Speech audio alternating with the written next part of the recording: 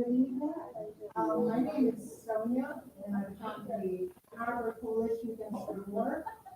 Before we get started, I just wanted to let you know we're live streaming this, and that if you could please turn your phones on vibrate, that would be really helpful. Also, I'd like to express gratitude to the Journey of Faith Church for allowing us to use their facilities. This is not the first time we've used their facilities. We've had Medea Benjamin from Code Pink here also speaking. Journey of Faith is a great part of our community, and we're very grateful to be able to be here. And before we get started, also, I'd like to go over a few housekeeping items and announcements. First off, there's bathrooms over there near the other exit. There's two exits. There's an exit over there. There's two bathrooms. Also, we have sign-in sheets. We plan on having other speakers, so such as Medea Benjamin and Scott Ritter. So if you want to get information about future events, please sign in and have it at the front of the door there. Also, I wanted to let you know that we also protest every Friday at 5:30 at 5th and Liberty in front of the main post office. So you're welcome to join us. We protest for peace. Also, we have a new website, Ann Arbor Coalition Against War has a new website. Please feel free to check that out. We will have the announcements and other things on there also. Also, we will be probably posting this event after we live stream it, and so you can look for it there. We will also, by the way, have another event with Scott tomorrow at the main library at noon in Ann Arbor. It will also be live streamed. So we will have time for questions at the end of the guest, after our guest has given his presentation. So just to let you know that there will be that opportunity. So tonight we are going to focus on this very limited topic, alleviating suffering for the people in Ukraine, and how or why we ought to or ought not to make terms with Putin and the country of Russia. Then we have peace with Putin. And in order to do this, we are going to be respectful listeners and afterwards respectful questions. Please feel free to ask hard, challenging questions, but in a respectful and civil manner. So I would like to, in order to create an atmosphere of community and respect, if you could take a minute just to introduce yourself to your neighbors, and so that we can start off in a manner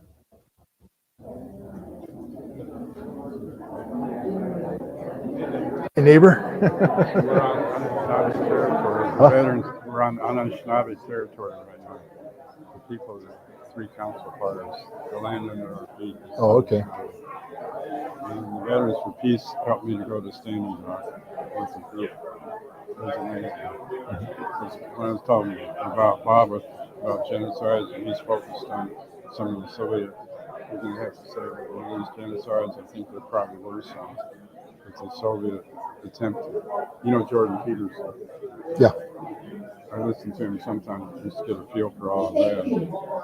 And he says communism came out of the Judeo-Christian religion. We're all here trying to learn and figure this all out together. And So sacrifice people to the present to that vision. I mean, I think we need to take a look at that about how and I'm really we view ourselves, pleased that you all came here the tonight. genocides that happen under our feet, as well as anything that ever happened. Because we have a bloody history as human Proud of the fact Okay. I just got to get focused for. sources of information. Many of you may already know that just 37 years ago, there were 50 companies in charge of most of American media. Now, 90% of the media in the U.S. is controlled by just 6 corporations. In addition, with the growth of media conglomerates in the U.S. since the 1980s, there has been massive cuts in the budgets for investigative journalism. A 2002 study concluded that investigative journalism has all but disappeared from the nation's commercial airwaves. So we must, as citizens of this country, seek out other sources of information, especially now because of the very dangerous situation we find ourselves in globally. As a U.S. Senator in 1918 once said, truth is the first casualty of war. So once again, I am so pleased to see you all here tonight and honored to introduce our special guest speaker. He is a necessary voice challenging the mainstream media. Many of you may already know Scott Ritter, but his list of credentials is long. Former U.S. Marine intelligence officer who served in the former Soviet Union, implementing arms control agreements, and on the staff of General Schwarzkopf during the Gulf War. Mr. Ritter served as a chief weapons inspector for the UN in Iraq, after which he came to prominence correctly stating that Iraq did not have weapons of mass destruction. He's testified before a combined armed service foreign affairs hearing of the U.S. Senate and before the House Foreign Relations and National Security Committees. He has spoken to NATO, the United Nations, the British, Canadian, Italian, French, Iraqi, Japanese, and European parliaments. He has had speaking engagements in Harvard, MIT, Brown, Dartmouth, Cornell, Yale, and Columbia, and dozens of other private and public universities and colleges across the country. He has spoken before the Council on Foreign Affairs, the Royal United Service Institute in London, and various world affairs councils. He is also an author of a number of books covering arms control, the Middle East, and national security. Two of his books, by the way, are here on sale. His latest book is here too. His most recent book, Disarmament in the Time of Perestroika, Arms Control and the End of the Soviet Union, is the definitive history of the implementation of the INF Treaty signed by Mikhail Gorbachev and Ronald Reagan. The negotiations of the INF Treaty offer us hope that world powers can peacefully negotiate complex situations. Having served in the Soviet Union and being an expert on military affairs, Scott offers an unturned alternative perspective to the war in Ukraine that you will not hear in the mainstream media. A courageous critic of the U.S. military policy, speaking out when others will not. Please help me welcome Scott Ritter. Thank you. Well, I don't know about you, but I'm intimidated by that introduction. What you missed, though, is that you can add at the bottom, I'm speaking in Ann Arbor, too. It's an honor and a privilege to be here tonight to speak with you about a topic that's a very difficult topic.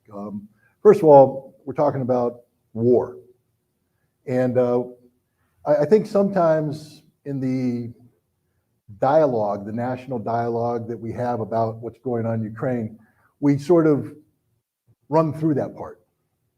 Yeah, there's a war in Ukraine, and then this, that, and the other thing. Ladies and gentlemen, there's a war in Ukraine. Hundreds of thousands of people are dead. Millions of people are displaced. Hundreds of thousands more will die. It's inevitable. You can't change it. It's going to happen. Cities are being destroyed, villages are being razed, and lives are being forever changed. It's a war going on right now. And the reason why I say that is everything we're going to talk about this must be captured in that environment. This ain't a joke. This isn't political science. This isn't a history lesson. This is visceral. People are dying. There are consequences that have to be factored in when we discuss issues such as, how do we get out of this? You know, that's a big one. People are dying. How do we get out of this? Understand that if we don't answer that question, people will continue to die. How do we get out of this? You know, there's an old saying when I was in the Marine Corps that you can't solve a problem unless you accurately define it first. I mean, just think about it. It's common sense. If I don't define the problem, what solution am I coming up? What am I solving? If I say I have the solution, but then when I say this is what the problem is, I get it wrong, I'm not solving anything. I'm wasting time, effort. We have a problem in Ukraine. How did this war start? Because if you don't understand that, you can't talk about a solution. Let me give you an example. Right now, it's very vogue in the West to talk about a negotiated settlement. You hear this over and over again. It's funny though. If we had talked last month, people like the Secretary General of NATO would have said, this is a situation that must be resolved on the battlefield. You heard a whole bunch of Western politicians saying, this is going to be solved on the battlefield. That's why we're giving the Ukrainians weapons. This is an issue that will be solved on the battlefield. Well, guess who agrees with that? Russia. They're solving this issue on the battlefield, and they're going to win. And that victory, that Russian victory, is inevitable. It's going to happen, ladies and gentlemen. There's nothing anybody can do to stop it. I'm just here to give you that straight up, definitive answer. I'll give you the short end of it. It's called burn rate and replenishment rate. Simple military math. All right? Burn rate. That's a funny way of saying people dying. Ukrainians are suffering casualties at a rate of between 500 and 1,000 dead per day. 500 to 1,000 dead per day. The Russians are suffering casualties at 1/10 of that rate. That means the Russians are losing 50 to 100 dead per day. Just keep in mind, in Vietnam, America at the height of the war was losing 200 dead per week. And we said, oh my God, we were losing too many people. Well, right now the Russians are losing 50 to 100 dead per day. Ukrainians are losing 500 to 1,000 dead per day. That's the burn rate. Then there's the equipment. Equipment is being destroyed in numbers that are unimaginable. Tanks, armored fighting vehicles, artillery, drones, you name it, it's been deployed and it's being destroyed. Replenishment rate now. Ukrainians have in the pipeline about 40,000 troops being trained by the West right now that should show up on the battlefield sometime in early spring. They may or may not be equipped, you see, because despite the fact that we spend billions of dollars training them, we don't have any more equipment to give them. We've given them everything we can. If we give them anything else, it eats into our ability to defend our nation if ever called upon to go to war. This includes not only artillery pieces, but the ammunition. When the United States produces 225 to 250,000 rounds of 155 millimeter ammunition per year, most people would say, wow, that's a lot. Until you see what happens in the war in Ukraine, where the Ukrainians are firing 20 to 30,000 rounds per day. Now, I'm a Marine, I don't know too much about math, but I do know that if you take 20,000 and put it into 200,000, you get about 10. That's 10 days. We put it to 250,000, let's just go ahead and just say 2 weeks. So we produce enough ammunition in 1 year to supply the Ukrainian ammunition burn rate for 2 weeks. We're out of ammunition. We got nothing left to give them. All the ammunition that the Ukrainians use for their Soviet era weapons that are incompatible with the weapons we provided them, they burn through those. They don't have any ammunition for that either. It's so bad now that the United States is going to the former Warsaw Pact countries and saying, can you please bring up to speed the production lines that you used to have for old Soviet ammunition, 122, 152 millimeter ammunition. Bring it up to speed. And they're saying, yes, we're going to do that, but it's going to cost money and it's going to take time. Money we have, time they don't. It's going to take years to get these production lines up and running. Years. Ukrainians, high burn rate, low replenishment rate. Russia, just the opposite, low burn rate. You know, a lot of people talk about the tremendous victories that the Ukrainians had recently, starting in September, where they recaptured the Kharkov region in the north.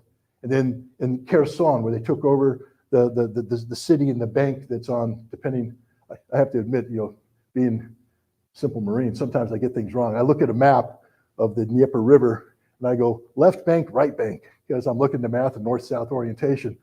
I realize actually it's wrong because you go left bank, right bank based on the flow of the river. So you actually have to flip it over left bank, right bank. So I got to make sure I get it right. It's the right bank of the river which is the left if you're looking at the map north and south. But the bottom line is the bank that used to be occupied by the Russians is now occupied by the Ukrainians. And people are calling this a wonderful victory, an outstanding victory. Well, in the Kharkov offensive, let me put it this way. If I told you that the Ukrainians launched an attack and they took over tens of thousands of square kilometers, would you say that's a victory? Most people say, yeah, that's an impressive victory. I say, okay, now forget about the territory. The Ukrainians launched an attack and they lost 20 to 30,000 men and they killed 200 to 300 men. Who won that battle? Not the guys that lost 20 to 30,000 men. Now we go to Kherson. The month of October and the fighting for the Kherson bridgehead, we'll call it, Ukraine lost 12,000 men. Russia lost 1,500. Who's won that battle? It ain't the Ukrainians. Burn rate, replenishment rate. The Russians gave up territory because they care about their manpower. They weren't willing to sacrifice lives to hold on to territory that we're dealing with a very transitional phase. Give up territory, save lives, bring in your reserves, and this is a big part, recapture territory. That's the Russian plan. You see, their burn rate is low because they aren't willing to sacrifice tens of thousands of men for futile objectives. They gave up territory to preserve life. Then they mobilized 300,000 men. Replenishment rate. The Russians will have, starting this month, 10 to 15 divisions worth of trained, equipped combat formations arriving on the battlefield. Ukraine's got nothing. Nothing new's coming in. Russia's going to win this war, ladies and gentlemen, and there's not anything anybody can do to stop it. So now we have to ask, we'll get to questions in a second. Now we have to ask the question, where do we go from here?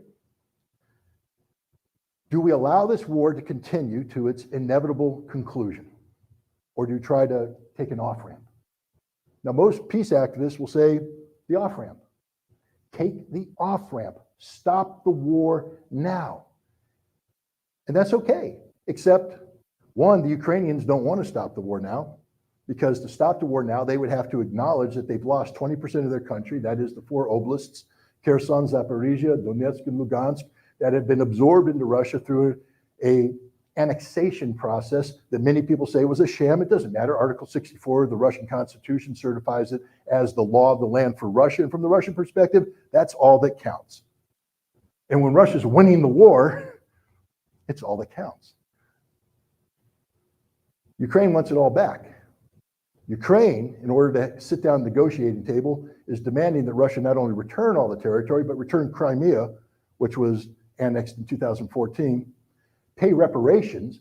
The cost we're talking about right now is between $350 and $1 trillion of damage that has been done to Ukraine because of this war.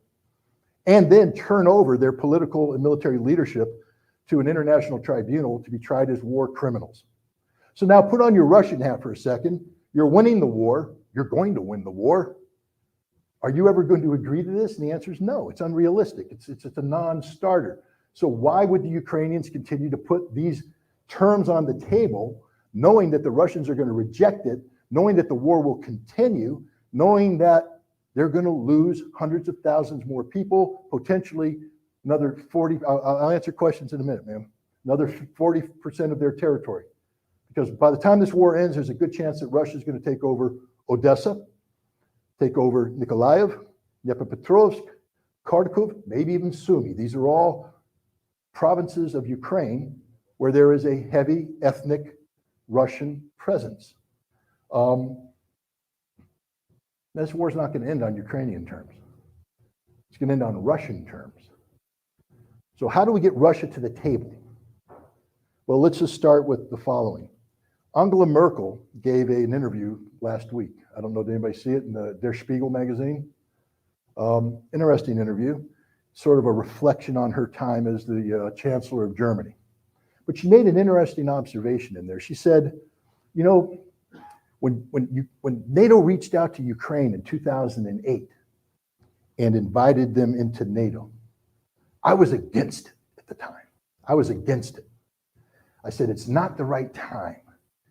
And then she said, it was like 1938.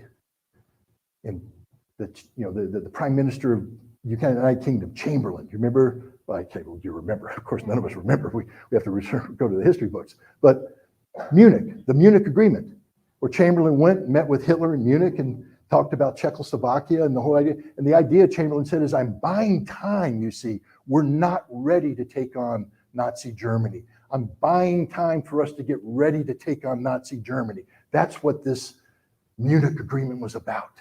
So Angela Merkel's putting herself as Chamberlain. I'm buying time, she said. I'm buying time for Ukraine to do what? To get their economy and their military in shape. To do what? To resist Russia. Why would they need to resist Russia if you're looking for a peaceful outcome? Because she tied it in with the Minsk Accords, 2014, 2015. Quick update on what Minsk is. In 2014, February 2014, there was a coup or a revolution, depending on your point of view, in Kiev, in Maidan Square. It was a violent revolution or coup that ousted Viktor Yanukovych, who was the constitutionally elected president of Ukraine. I'm not sitting here saying he was the democratic, wonderful, leader who believed in free press, and I'm not saying that. I'm saying he was the constitutionally elected president of Ukraine. And he was ousted in unconstitutional means, a violent coup d'etat carried out by ultra-nationalistic right-wing organization. Ma'am, I'm going to take questions at the end. So is that okay? Yeah, you're saying a lot of things, but I'd like to contend with. I know you would. I see your shirt, and I know you're going to, but you're going to give him plenty of opportunity to contend with it. Okay. Because if I disrupt this, then I lose my flow, and I'm an old guy, and I'll go off on a track. I'll start talking about puppies and kittens. So let me finish, and then I promise you, you'll get to ask your questions, and I'll deal with them as best I can. I promise. But now, where was I? Minsk. So, well, I was talking about Merkel, but she was saying that Minsk was a big deal too because it was buying time. Minsk wasn't designed to buy time. Minsk was a negotiated settlement that was designed to have a ceasefire, designed to end a conflict so that the Donbass would A, still be part of Ukraine, but B, respect the autonomous desires of the ethnic Russian majority population. You see, after that coup, the ultranationalists came in, right-wing, C-19, Sloboda Party. Later, they turned into something called the Azov Battalion. Now, some people take objection. They say that's a minority group, don't worry about it. U.S. Congress from 2015 to 2022 put a paragraph on the Defense Appropriations Act that said no U.S. taxpayer money can be used to train members of the Azov Battalion. Why? Because they're a white supremacist neo-Nazi group. So it's not Scott Ritter that's saying this, it's the United States Congress that said that. In 2019, the United States Congress sent a letter to the Secretary of State saying, why haven't you put the Azov Battalion on the foreign terrorist organization list? Because they are a despicable white supremacist neo-Nazi movement, hate movement. Why aren't you doing this? Which is a fair question because we never did put them on the foreign terrorist organization roster. Why? Because we were supporting them.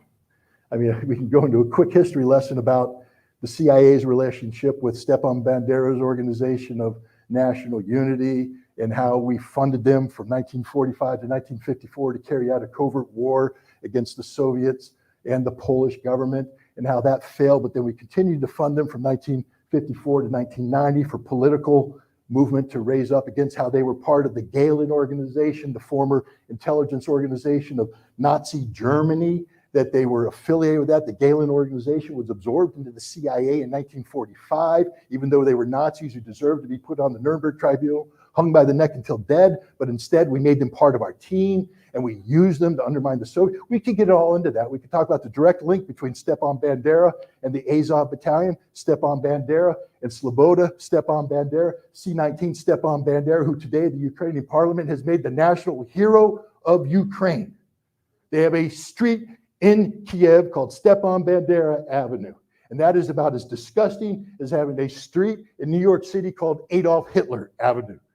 Stepan Bandera and his organization are responsible for the deaths of 40 50, 60,000 Jews, 30,000 at Babi Yar, in Kiev, 110,000 Poles in Wiling.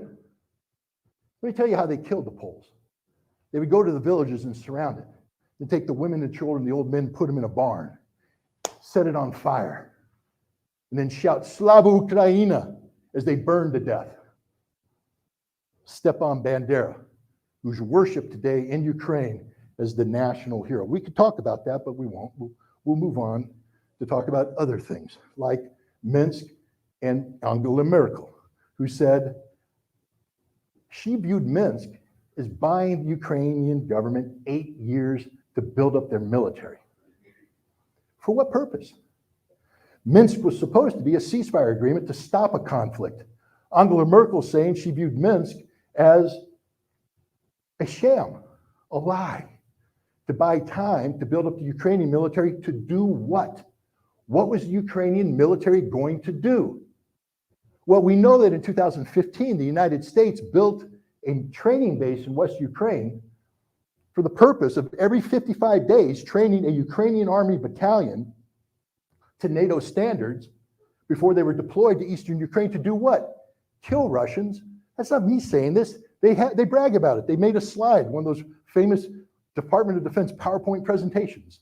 They say, we train a new battalion every 55 days here before it goes over here. Now, again, I'm just a simple Marine. My math isn't that good.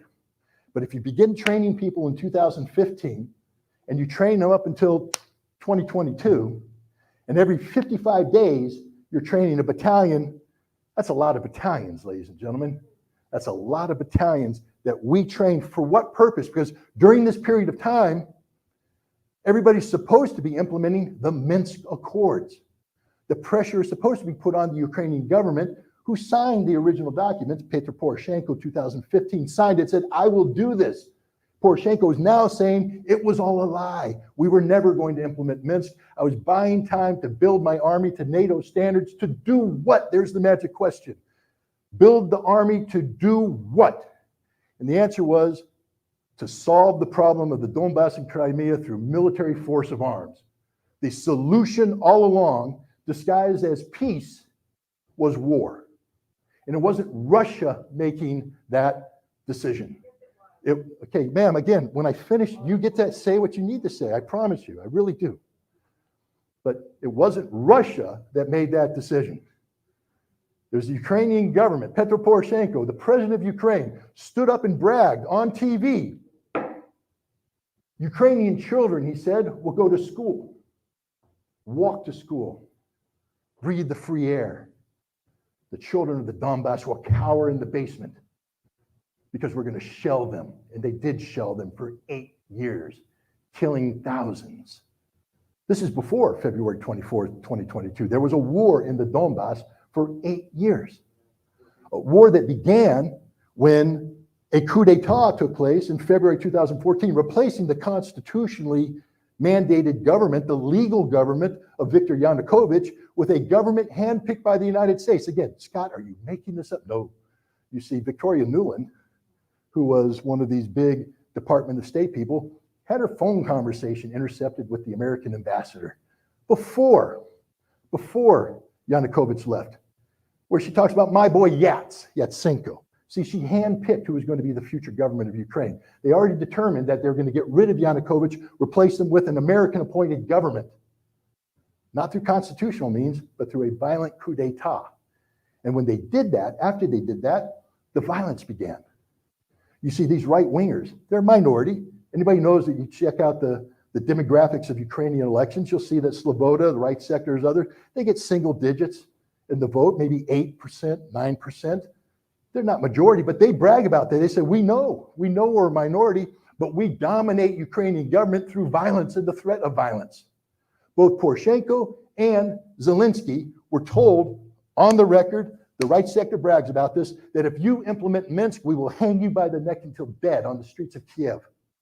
I'm not making this up. They brag about it. They make videos about this. They say, this is what we're going to do to you if you implement Minsk. Wow. These guys who believe in violence, they came down to Odessa in April and May. And in Odessa, there was the Russian, ethnic Russian majority population of Odessa rose up against the nationalists. There was a riot in the streets. And the Kharkov men's soccer team, later on became the Azov Battalion, jammed 150 ethnic Russians into a trade union building and set it on fire and cheered as 48 of them died. Cheered as the people came out of the upper floors begging for help, laughed as they jumped out of the building, hit the ground. Sometimes when they survived, they shot them or beat them to death. And then these people turned their sights on the ethnic Russian population of the Donbass. The assault on Mariupol should go down in history as one of the most brutal assaults against the civilian population ever. It's fully documented. The rape, the murder, the torture of ethnic Russians by these fanatic, white supremacist, ultranationalist neo-Nazis, Stepan Bandera worshipers, went down on record. And so the ethnic Russians rose up and said, no, we don't want to be a part of this. And they started fighting. The Russian government stepped in and started helping them. You want to know why there was a Minsk II? Because Russia was kicking the crap out of the Ukrainian army. And the Ukrainians went, if we continue to fight, we're going to die. So they begged Angela Merkel and Sarkozy, I think was the French prime minister, to come in or president, to come in and negotiate a ceasefire. And they did. Putin didn't want to do it because he's winning. He's winning. My troops are beating them on the ground. We're going to resolve this Donbass thing. But no, he was told, take the peaceful off-ramp.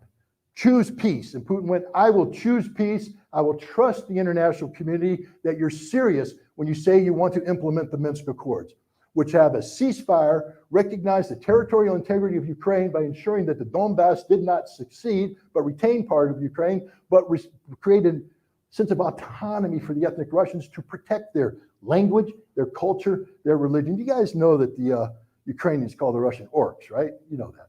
You know that the Western Ukrainian ultranationalists view the Russians as subhumans, that Stepan Bandera views them as subhumans. That's why he slaughters Russians like he slaughtered the Poles, like he slaughtered the Jews. The Russians weren't willing to live under that oppression. So they said, Putin said, well, we have to protect that population. So Minsk Accord was supposed to do that. What needed to happen were constitutional changes in the Ukrainian constitution that would provide autonomy for the ethnic Russians of the Donbass, in exchange for which there would be a ceasefire and the international borders would be recognized as Ukrainian controlled. It's right there in writing. I'm not making anything up. And the Ukrainian government refused to sign it. Why? Because it was never about peace, ladies and gentlemen. It was about buying time to build up the Ukrainian army. For what purpose? To invade the Donbass, to evict the Russians from the Donbass, to invade Crimea, and to evict the Russians from Crimea. Now, people might say they have every right to do that because the Donbass, of course, is Ukraine, Crimea is Ukraine. They do it. Yeah, but guys, Minsk, that wasn't what Minsk was about. Minsk was a peace agreement, a ceasefire agreement, and Ukrainians lied, but it wasn't just the Ukrainians that lied. Angela Merkel admits that she lied. She was one of the negotiators. She brags about how she flew here, there, everywhere, brought everybody under the same roof. Oh my God, it was the hardest couple of days of my life, but I finally got the agreement. I got the agreement, but the agreement wasn't for peace. The agreement was to buy time for a future war. Petro Poroshenko acknowledges this. Vladimir Putin just had a meeting with Russian moms and wives of soldiers. Now, I'm not going to sit here and say that this was a straight up legitimate meeting. We know it's not. These were handpicked mothers, handpicked wives. This was a political meeting. It was done for a purpose because Vladimir Putin had something to say. One of the things he said, and this is what's pertinent to this conversation. He said, I made a mistake. The mistake I made was in 2014 and 15, believing the West when they said they wanted peace, and believing Merkel, Sarkozy, and the others when they said they were pursuing a ceasefire. He said, I should have fought the war then and finished it then, and then none of this would be happening today. That was my mistake. The reason why I bring that up is not to say that Vladimir Putin's right. I'm bringing it up to say that's what's in Vladimir Putin's mind. So when the West today is talking about negotiations and saying they want a negotiated settlement here, Vladimir Putin's never going to believe the West again. Why would he? Why would he believe the West? They acknowledge they lied. He is at war with Ukraine. Russia is at war with Ukraine. This war has gone beyond simply resolving the question of the Donbass and Crimea. This war is now an existential struggle between Russia and the collective West. The Ukrainian army died on the battlefield in June and July of this year. You say, wait a minute, Scott, they can't. They're still fighting. The army that's fighting Ukraine today is not a Ukrainian army. It's a NATO army, trained, equipped, oftentimes manned by non-Ukrainian forces. Ask any Russian commander what's going on in the Donetsk and Lugansk.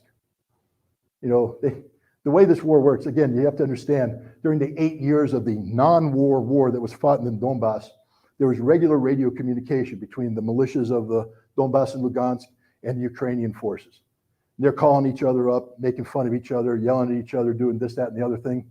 But they learned to talk about this. They learned to listen to their voices. Today, the Russians are listening. They say, there ain't no Ukrainian voices over there. We're hearing English, French, and Polish. That's it. Very few Ukrainian voices. Ask the Poles how many caskets returned last month of October alone. 1,000. 1,000 Polish military men lost their lives fighting in Ukraine. There's tens of thousands of Poles fighting in Ukraine as we speak. There's tens of thousands of foreign mercenaries fighting in Ukraine as we speak. They're fighting using NATO-provided equipment. They were trained by NATO. They have NATO communications. They have NATO intelligence. They have NATO planning. It's a NATO army fighting a NATO war against Russia. And Russia is going to win, which means now, what does victory look like for Russia? It doesn't look like simply being satisfied with the Donbass or Crimea anymore. It looks like destroying the Ukrainian army. That's called demilitarization. That's one of the stated objectives of the special military operation. And denazification, which means eliminating the hateful ideology of Stepan Bandera once and for all. I don't know how you do that, ladies and gentlemen. I'm not going to sit here and say there's a magic solution, because how do you get a thought out of people's heads, especially one that they've linked to the very essence of who they are? So I think that might be a mission impossible, but it means that a lot of people are going to suffer as Russia tries to accomplish that task.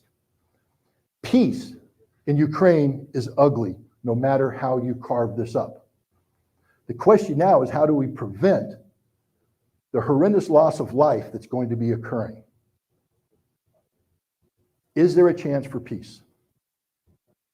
And right now I have to unfortunately say no, there is not a chance for peace.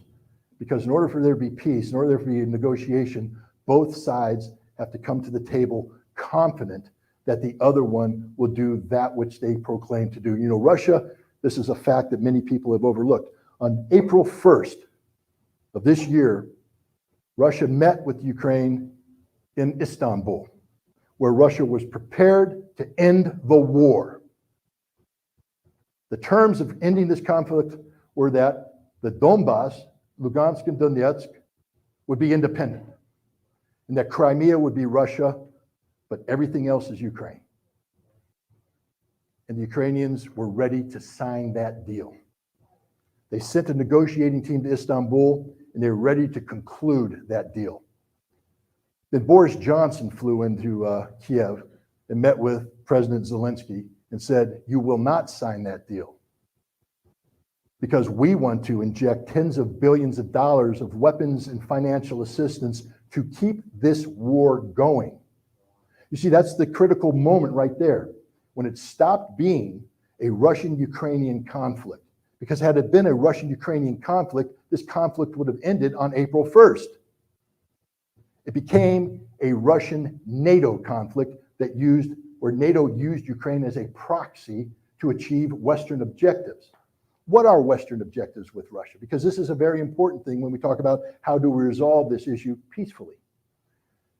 You can't start looking at the West's objective with Russia beginning on February 24th 2022 when this current conflict started. You have to actually go back to 1990. Why 1990, Scott? That's a long time ago. I don't know. That's like when 1989, the Berlin Wall came down. 1990s, at the end, near the end of the Cold War. Berlin Wall comes down. Germany was occupied that time, split in half. West Germany, East Germany. East Germany had 400,000 Soviet troops occupying it. Why were they occupied? Because Germany used to be known as Nazi Germany.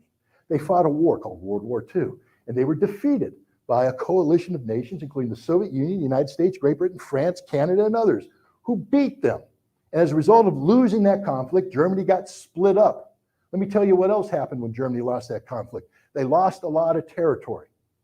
A lot of territory was turned over to Poland to make up for other territory that constitutes today what is Western Ukraine. They lost some territory claims in France. When you lose wars, you lose territory, ladies and gentlemen. That's just a simple fact. And the reason why I bring that up is Ukraine is losing this war, and they're going to lose territory. Anybody says you can say that that's wrong, I'm not going to debate you. But don't say it's without historical precedent. When you lose wars, you don't get to dictate the outcome. The outcome gets dictated to you. That's just a statement of fact. But Germany was divided into two, occupied. The Cold War ends, and the West is saying, we want to unify Germany. But you can't unify Germany unless a couple things happen. One, there has to be a peace treaty. Wait a minute, Scott, 1990, 1945. You're telling me from 1945 to 1990 there wasn't a peace treaty ending the war between Germany and the Soviet Union? The answer is no, there wasn't. Why? Because the West didn't want it. We preferred to keep the conflict going because we were at a Cold War with the Soviet Union where we leveraged that to keep the Soviet Union down through sanctions, by pinning them in through alliances. It wasn't just NATO. There was something called CENTO. Do people remember CENTO, the Central Treaty Organization? Turkey, Iran, Iraq, Pakistan. CENTO. CETO, the Southeast Asia Treaty Organization. It was a ring of treaties designed to strangle the Soviet Union during the Cold War. So now the Soviets are saying, we need a peace treaty. They're saying, well, we'll give it to you, but what about your troops? Well, we'll evacuate our troops, but we need a promise, and this is the big one. We need you to promise that if we leave East Germany and you unify Germany, that NATO will not expand into East Germany, that NATO stays where NATO is, that NATO will not take advantage of this situation. They were told over and over again, you have our word. James Baker, not 1 inch eastward. That is a direct quote. Not 1 inch eastward. NATO will not expand 1 inch eastward. Gorbachev pulled the 400,000 troops out. Germany was reunified, had their peace treaty. Yay, yay, victory. 1992, Cold War ends, and NATO starts expanding. More than an inch eastward, ladies and gentlemen. They expanded hundreds of kilometers eastward. They absorbed virtually all of the former Warsaw Pact nations. They absorbed the 3 Baltic republics.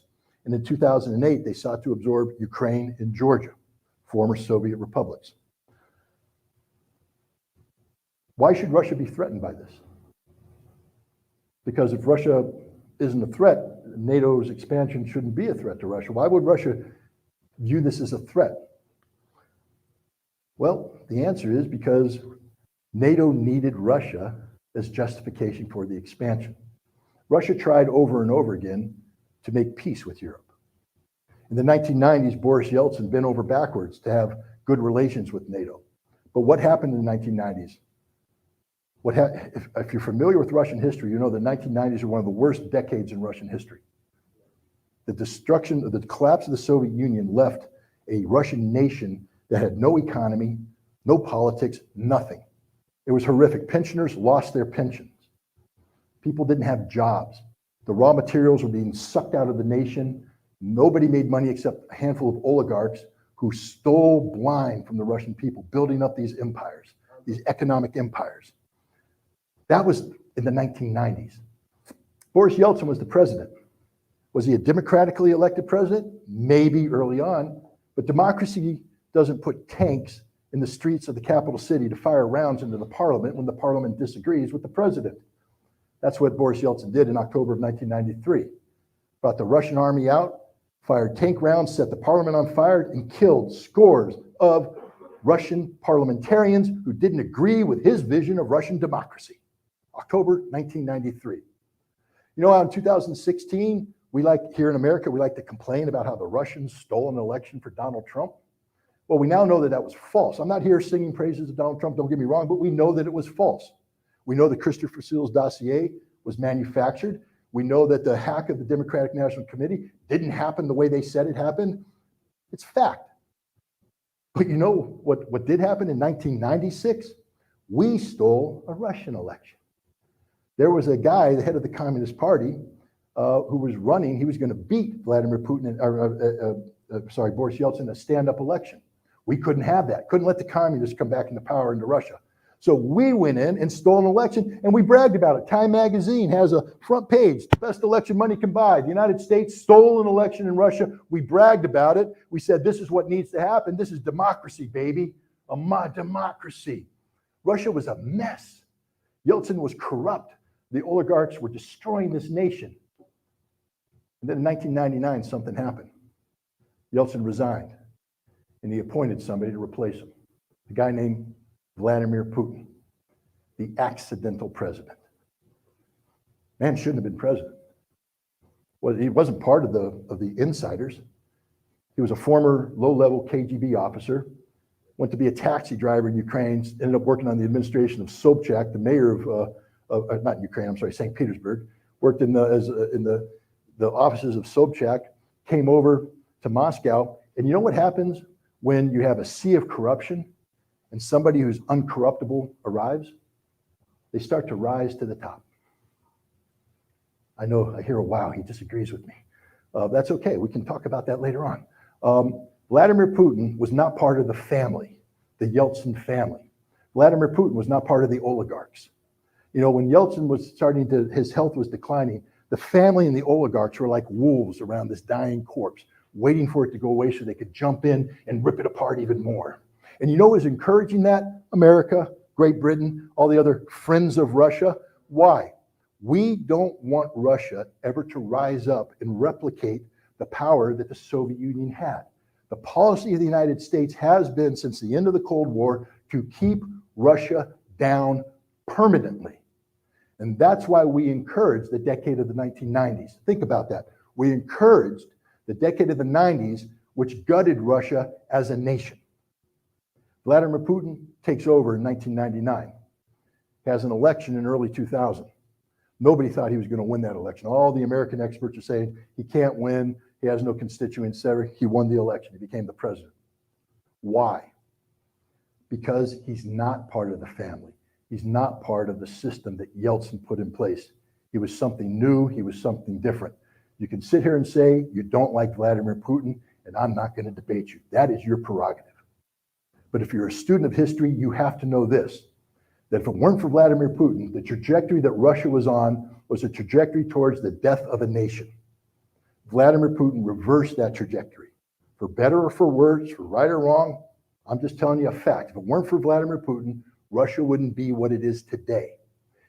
And I'll also tell you this, that if you're a Russian, when I was a weapons inspector in Vodkinsk, the town was collapsing because of defense industry, the peace, the effort to convert the defense industry into civilian, the general demise of the Soviet condition. In Vodkinsk, the city, which is a factory town like many cities in Russia are, that everything is run by the factory. The factory has the money, they pay the salaries for the schools, they pay the salaries for everybody. So when the factory doesn't do well, the town doesn't do well, and Russia went into general decay. And from, say, 1989 to 1999, Russia decayed. It was a nation in decay. If you go and take photographs from 1999 and you compare to today, you will see a completely different nation. A nation reborn. Again, I'm not sitting here singing the praises of Vladimir Putin. I'm not pretending he's Mr. Democracy. I'm only saying that from the Russian perspective, Vladimir Putin raised the country out of the graveyard and brought it up to a level that makes it competitive in the world today. And the reason why I bring that up is that's the exact opposite trajectory we, the United States, want out of Russia. We've been against Vladimir Putin from day one. We've been pushing to have him removed from power from the very beginning. George Bush invited him to the branch, looked in his eyes and said, I saw his soul. Well, I don't know what he saw, but he didn't see Vladimir Putin's soul. He saw Vladimir Putin looking around saying, yep, I got the measure of America. I know what needs to be done. In 2005, Vladimir Putin gave an address, April 2005, before the Federal Assembly. It's a well-quoted address, but it's always misquoted. What he said was that the fall of the Soviet Union was one of the greatest calamities in the 20th century. Now, it's been misquoted. People say he said it was the greatest calamity in the 20th century. And they're like, how could you compare the collapse of the Soviet Union with, Adolf Hitler's Holocaust and all this kind of stuff? Well, he wasn't trying to compare. He said it was one of the. But then the part that everybody misses, and this is the important part, because overnight, tens of millions of Russians became homeless. Under the Soviet Union, if you were Russian living in Tajikistan, Uzbekistan, Ukraine, the Baltics, you were part of a nation. You had a national identity. You had a home. That home was linked to Moscow. At the fall of the Soviet Union, you're a Russian living in those places. You no longer have a link to Moscow. You're linked to the respective capitals, and they don't view you as one of them. If you're a Russian in Uzbekistan, you're not an Uzbek.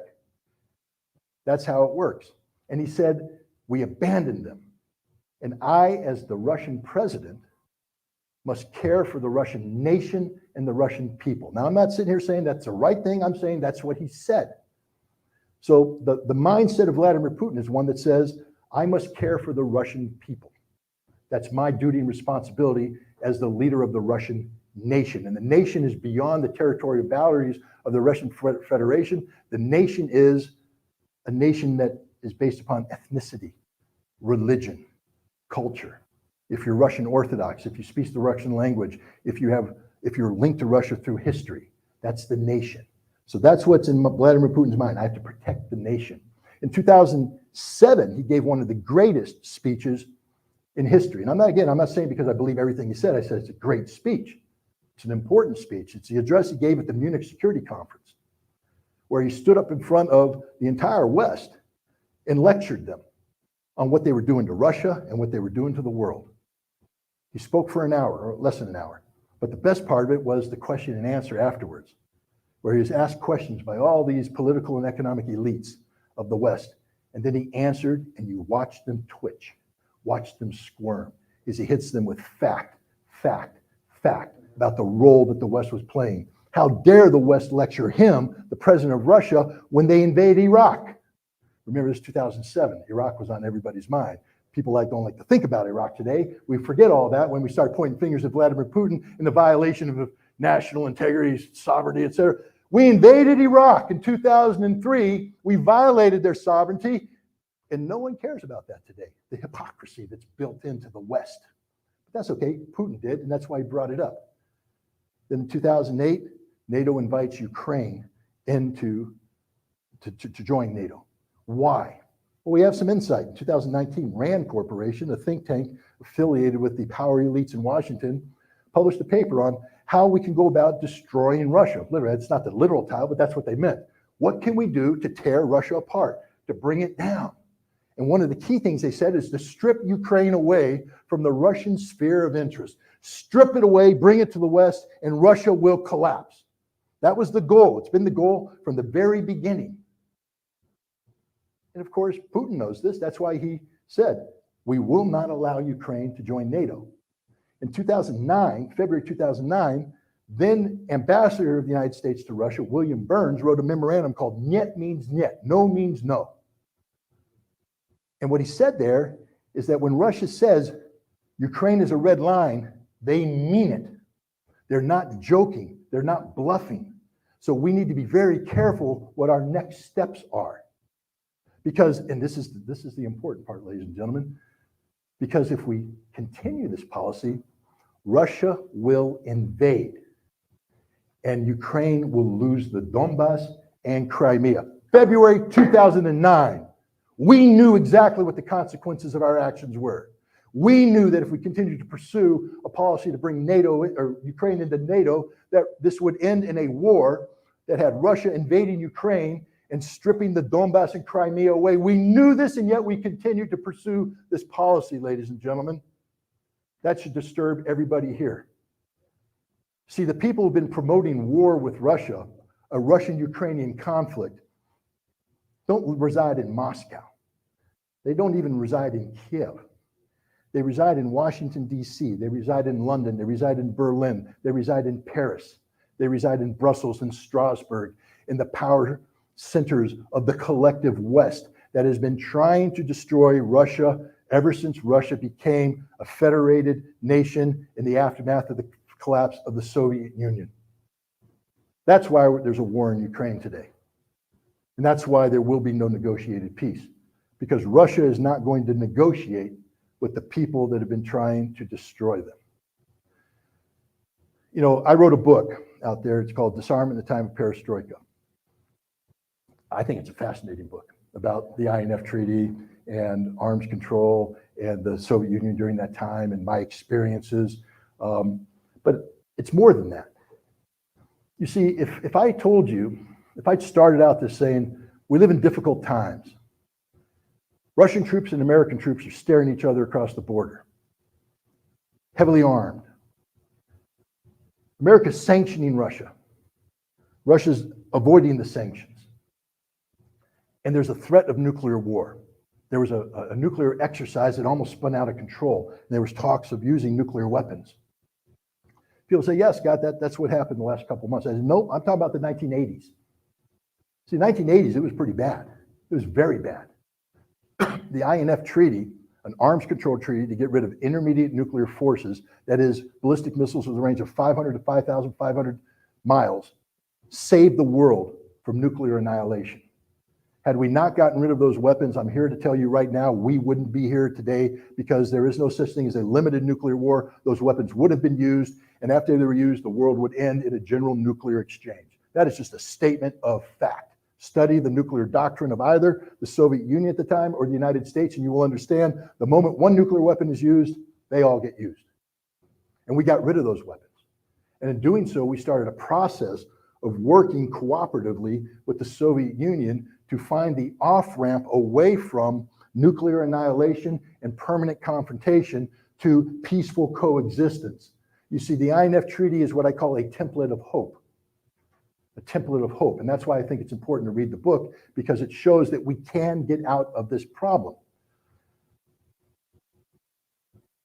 Bad news, though. The Russians don't want to talk to us. See, on November 29th, the Russians and the Americans were supposed to meet in Cairo to discuss the Strategic Arms Reduction Treaty, to sit down and say, how can we get this treaty back on track? How can we begin the process of discussing responsible nuclear disarmament and maybe move in a direction where we can take down some of the weapons that are threatening European peace and security? The Russians withdrew. People say, of course they withdrew, those dirty Russians. They want to cause trouble. But what the Russians said is, how can you expect us to sit down at a table and negotiate with you at a time when your policy literally is to kill Russian soldiers in Ukraine? When your Secretary of Defense comes out and says, we're providing billions of dollars of support to the Ukrainian military for the sole purpose of bringing pain to the Russian military, we want to inflict harm on the Russian military, so much so that they will never again seek to do what they're doing in Ukraine. That is the stated policy of Lloyd Austin, Anthony Blinken, Jake Sullivan, and the rest of the Biden administration, to kill Russian soldiers. Think about it for a second, and now go back in history when we were back in Afghanistan. Do you remember the bounties, the Russian bounties? The big story, those dirty Russians were paying the Taliban bounties to kill Americans. And we were up in arms. It was fake. It never happened. It was one of these mainstream media garbage.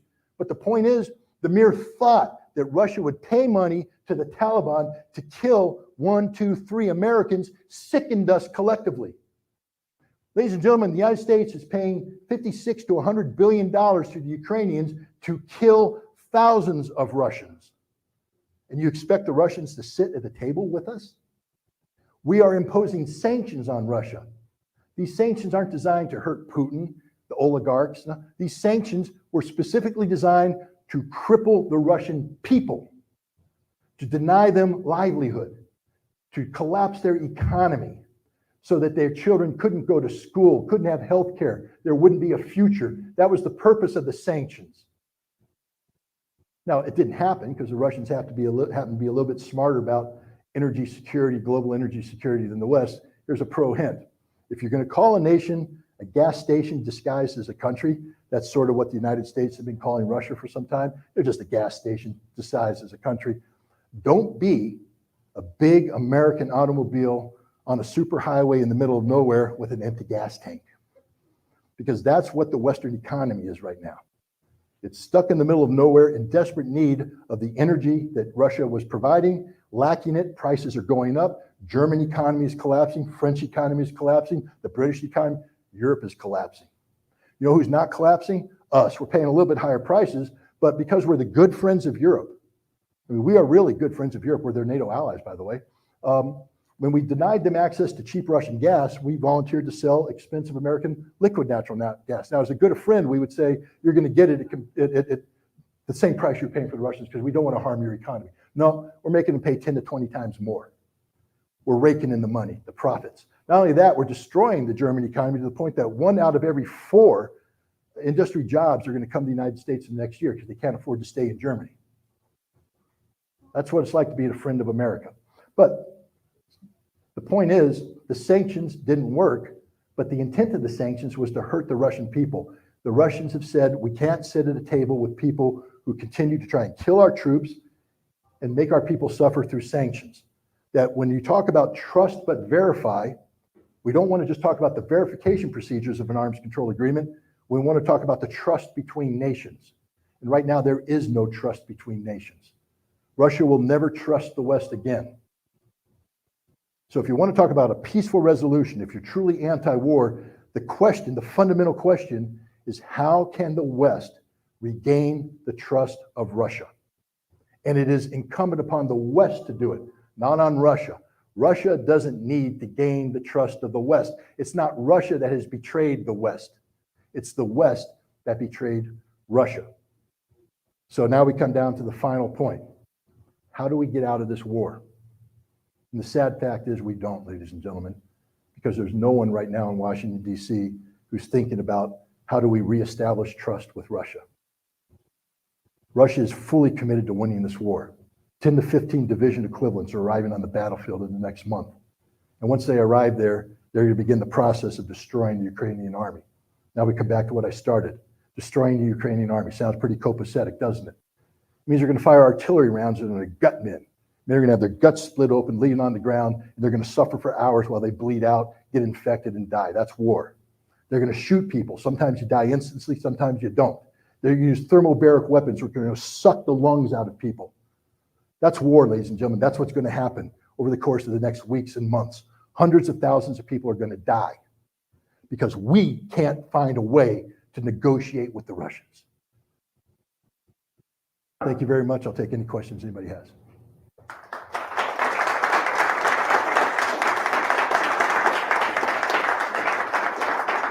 Sure. I think you might have already answered my question. That's a softball question. You were on the Duran with Alexander McCoolus, I think, sometime in February, March, something like that. And you said this war is going to be over in 2 weeks. Yep. I don't mean to get you. I mean, No. I listened to you. I appreciate those things you said. It's a fair question. And it seems like you were wrong. Yep. I think you indicated that Boris Johnson had a play in that. You want to expand on it? Sure. Can you also repeat the question? Yep, I'll repeat the question. Is there possible to get some water? Yeah, because my throat is going to literally dry up in about 3 seconds. But I'm going to answer your question. See the sacrifice I'm willing to make for your question. Yeah.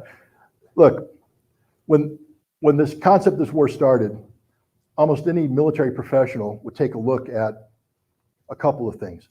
Number one of which is Russian military doctrine and the way Russians fight doctrinal war, and the overwhelming firepower that Russia brings to the table, and the way, the methodologies that they should employ by doctrine. And I've studied Russian doctrine inside and out. Told me that the Russians were going to steamroll over the Ukrainians and win this war. And it wasn't just me. The director of the CIA briefed Joe Biden the same thing. The director of the CIA said this war will be over in a week. Mark Milley, the chairman of the Joint Chiefs of Staff, 4 stars, testified before the United States Congress and said Kiev will fall in 72 hours. So it wasn't just Scott Ritter that got it wrong. Everybody got it wrong. Thank you very much. You know who didn't get it right, or know who got it right? No one. No one. You want to know why? Because Russia didn't go to war. Yes, they did, Scott. They sent tanks. No, Russia carried out what's called a special military operation. Now, here's where we get into some controversy. Because if you're Ukrainian, you don't view it as a special military operation. If you're Ukrainian, you view it as a Russian invasion of Ukraine. But the mindset of the Russians was completely different. The Russians have a historical view that the Ukrainians and the Russians are Slavic brothers. This historical view is linked to the experience of the Soviet Union. To give you an example, every senior Ukrainian officer of the rank of colonel or above was trained in a Soviet military academy where he studied alongside the Russian officers, colonel and above, who are currently fighting for the Russians. These are guys that know each other. They married their sisters, their daughters, their wives. You scratch a Russian, you get a Ukraine. You scratch a Ukrainian, you get a Russian. And so the Russian perspective was they're not going to steamroll Ukraine because they don't want to go to war against Ukraine. See, when I went to war against Iraq, I had no problem steamrolling the Iraqis. Why? I didn't feel a sense of brotherhood with the Iraqis. They were the enemy, and I was going to kill the enemy in as large of numbers as possible because that's what war is about. Russia did not go to war against Ukraine. Russia came in using tactics that were totally deviated from their doctrine. They didn't protect left flank, right flank. They didn't provide rear security. They just went straight in to absorb territory because they worked under the assumption that the Ukrainian military would stay in barracks and that the civilian leadership would open the doors and not resist. Why did they work on that assumption? Because the 5th Directorate of the FSB, that's the Russian internal security people responsible for the near abroad, which includes Ukraine, had briefed the Russian leadership that they had won over a lot of people. They had bought off the loyalty of Ukrainian generals, Ukrainian leaders. In some places it worked. Look at the rapid advance in Kherson and Zaporizhia. Russian troops went out of Crimea and rapidly captured some territory. Other places it didn't work. When they came out of Sumy, they came down, they were ambushed. They suffered heavy casualties. Heavy casualties. They got it wrong. The Russians got it wrong. We got it wrong because we assumed they'd be doctrinal. But here's the second part of getting it wrong. You see, the Russians had to adapt. And it takes time. When you put 200,000 troops in motion, you can't just, it's not like a computer game and you reset. Reset, start over. No, it's in motion. You've committed to a plan that's attached to logistics, the whole thing. They had to gradually transition into a new phase. And the new phase was, they transitioned sometime in the middle of March. And it was supposed to be a focus on the Donbass, to stop making a move against Kiev, stop all this other stuff, focus on the Donbass. On March 25th, they announced it, phase 2. And they also said, we're going to withdraw from the Kiev area, northern Ukraine area, withdraw out of there as a good faith measure in anticipation of what?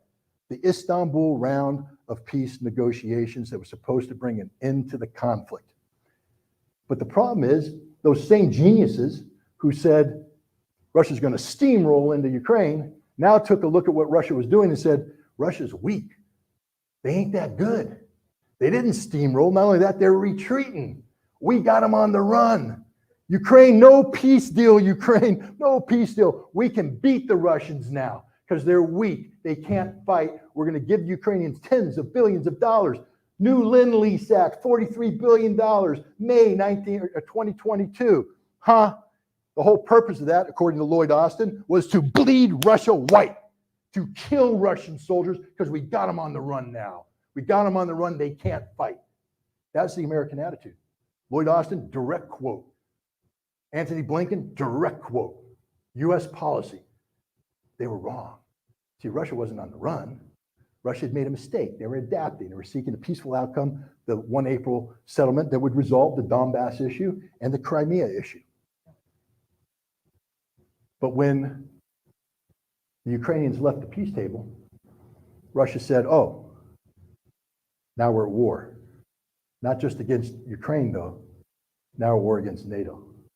It's providing tens of billions of dollars of equipment, etc.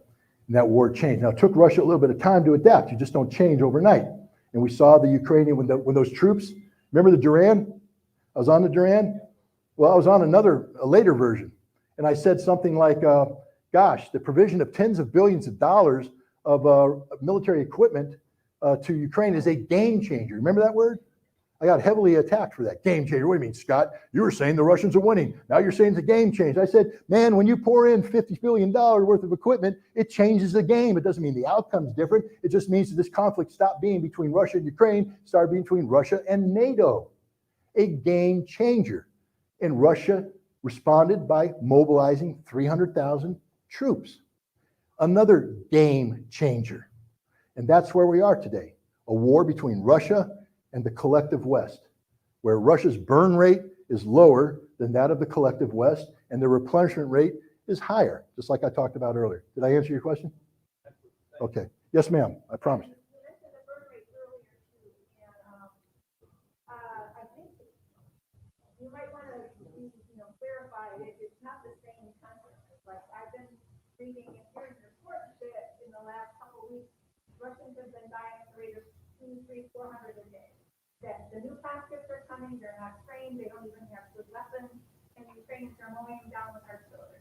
So this is the reports that I've been Yep. and it's not me, I really believe it. Yeah. So I would be careful and be more nuanced about reporting such facts. This is not uniformly across the board that Russia has a lower burn rate and higher replacement. In fact, they're running out of a lot of weapons and resorting to really old weapons in many cases. So I think I beg to differ with your No, I respect that. characterization. I respect where you're coming from, but let me tell you about where I come from.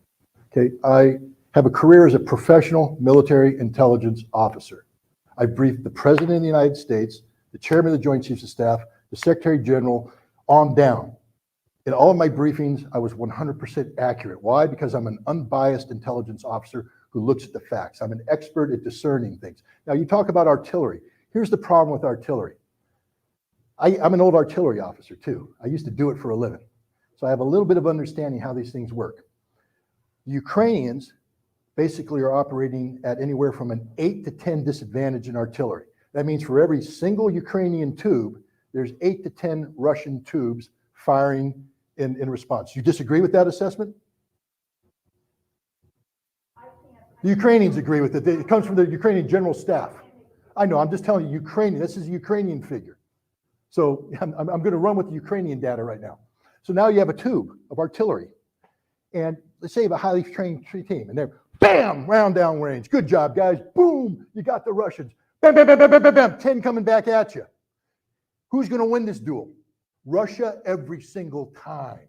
So when people come up to start to tell me the Ukrainians have a burn rate of Russians higher than the Ukraine, I'm sitting there going, it can't happen. It's mathematically impossible to happen. I would just say that there's been different battles, different theaters, and in Kharkiv, they left a lot of equipment on the field and they ran.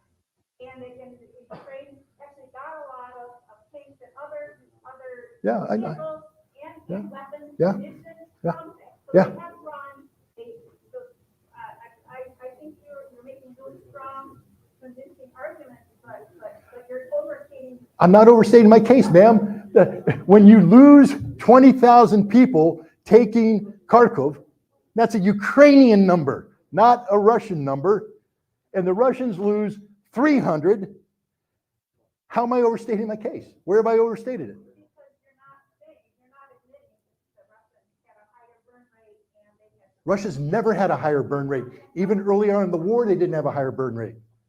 So, okay, they have a lot of artillery. Pardon? I can't hear you. No, they don't. They have 80,000 casualties.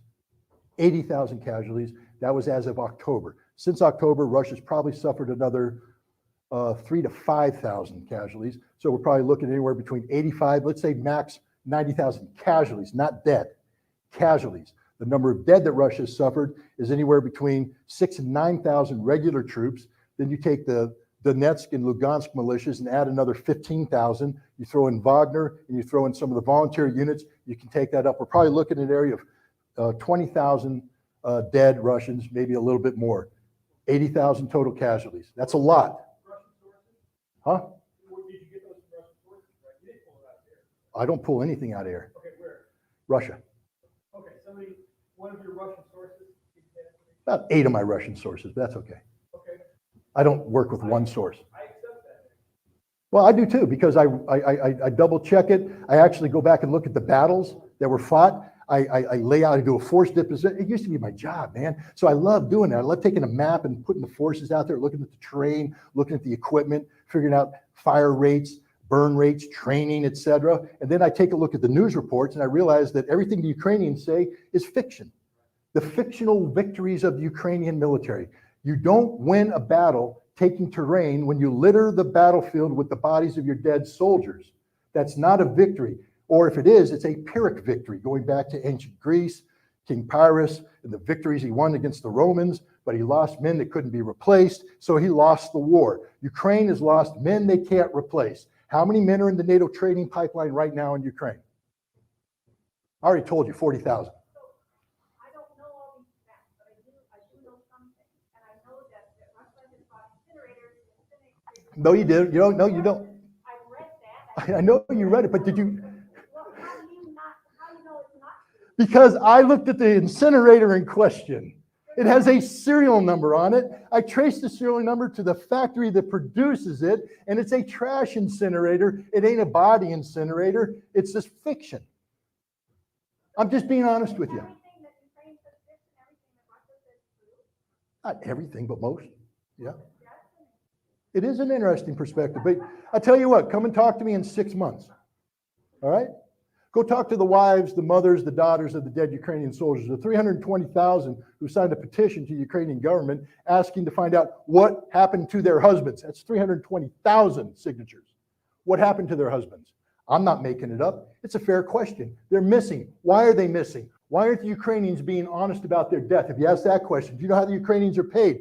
Who's paying the Ukrainian military? We are, the American taxpayer. We provide a lump sum of money to the Ukrainian government, and then they send it out to the various commanders who are supposed to pay the soldiers. What happens if a soldier dies and you report the death? You have to pay death benefits to the family. But if you're part of the most corrupt nation in Europe, instead of not reporting the number, you put the money in your pocket, off it goes to an offshore account, and that's what's going on. And the second the United States Congress starts asking questions about what happened to the tens of billions of dollars that we've provided to Ukrainians, this will all be out there for the public to see. Too many questions. You're not the only one. I'm sorry. I'm sorry. You're too long.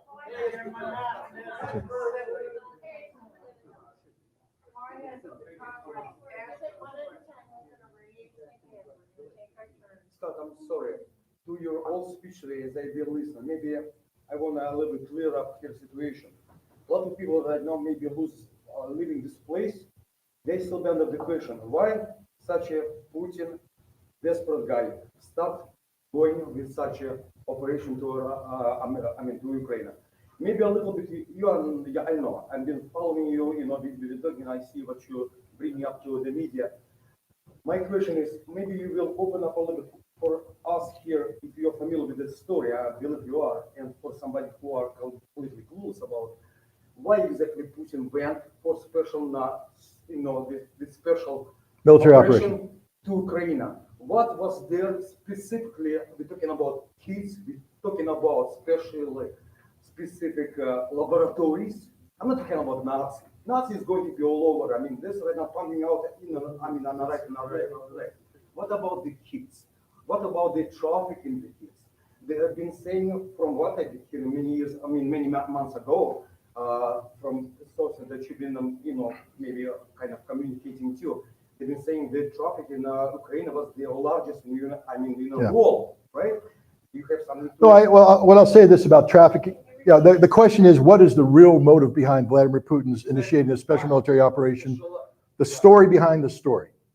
And you brought up some instances. You talk about the trafficking of children. It's more than that. It's trafficking of women. It's trafficking of human beings.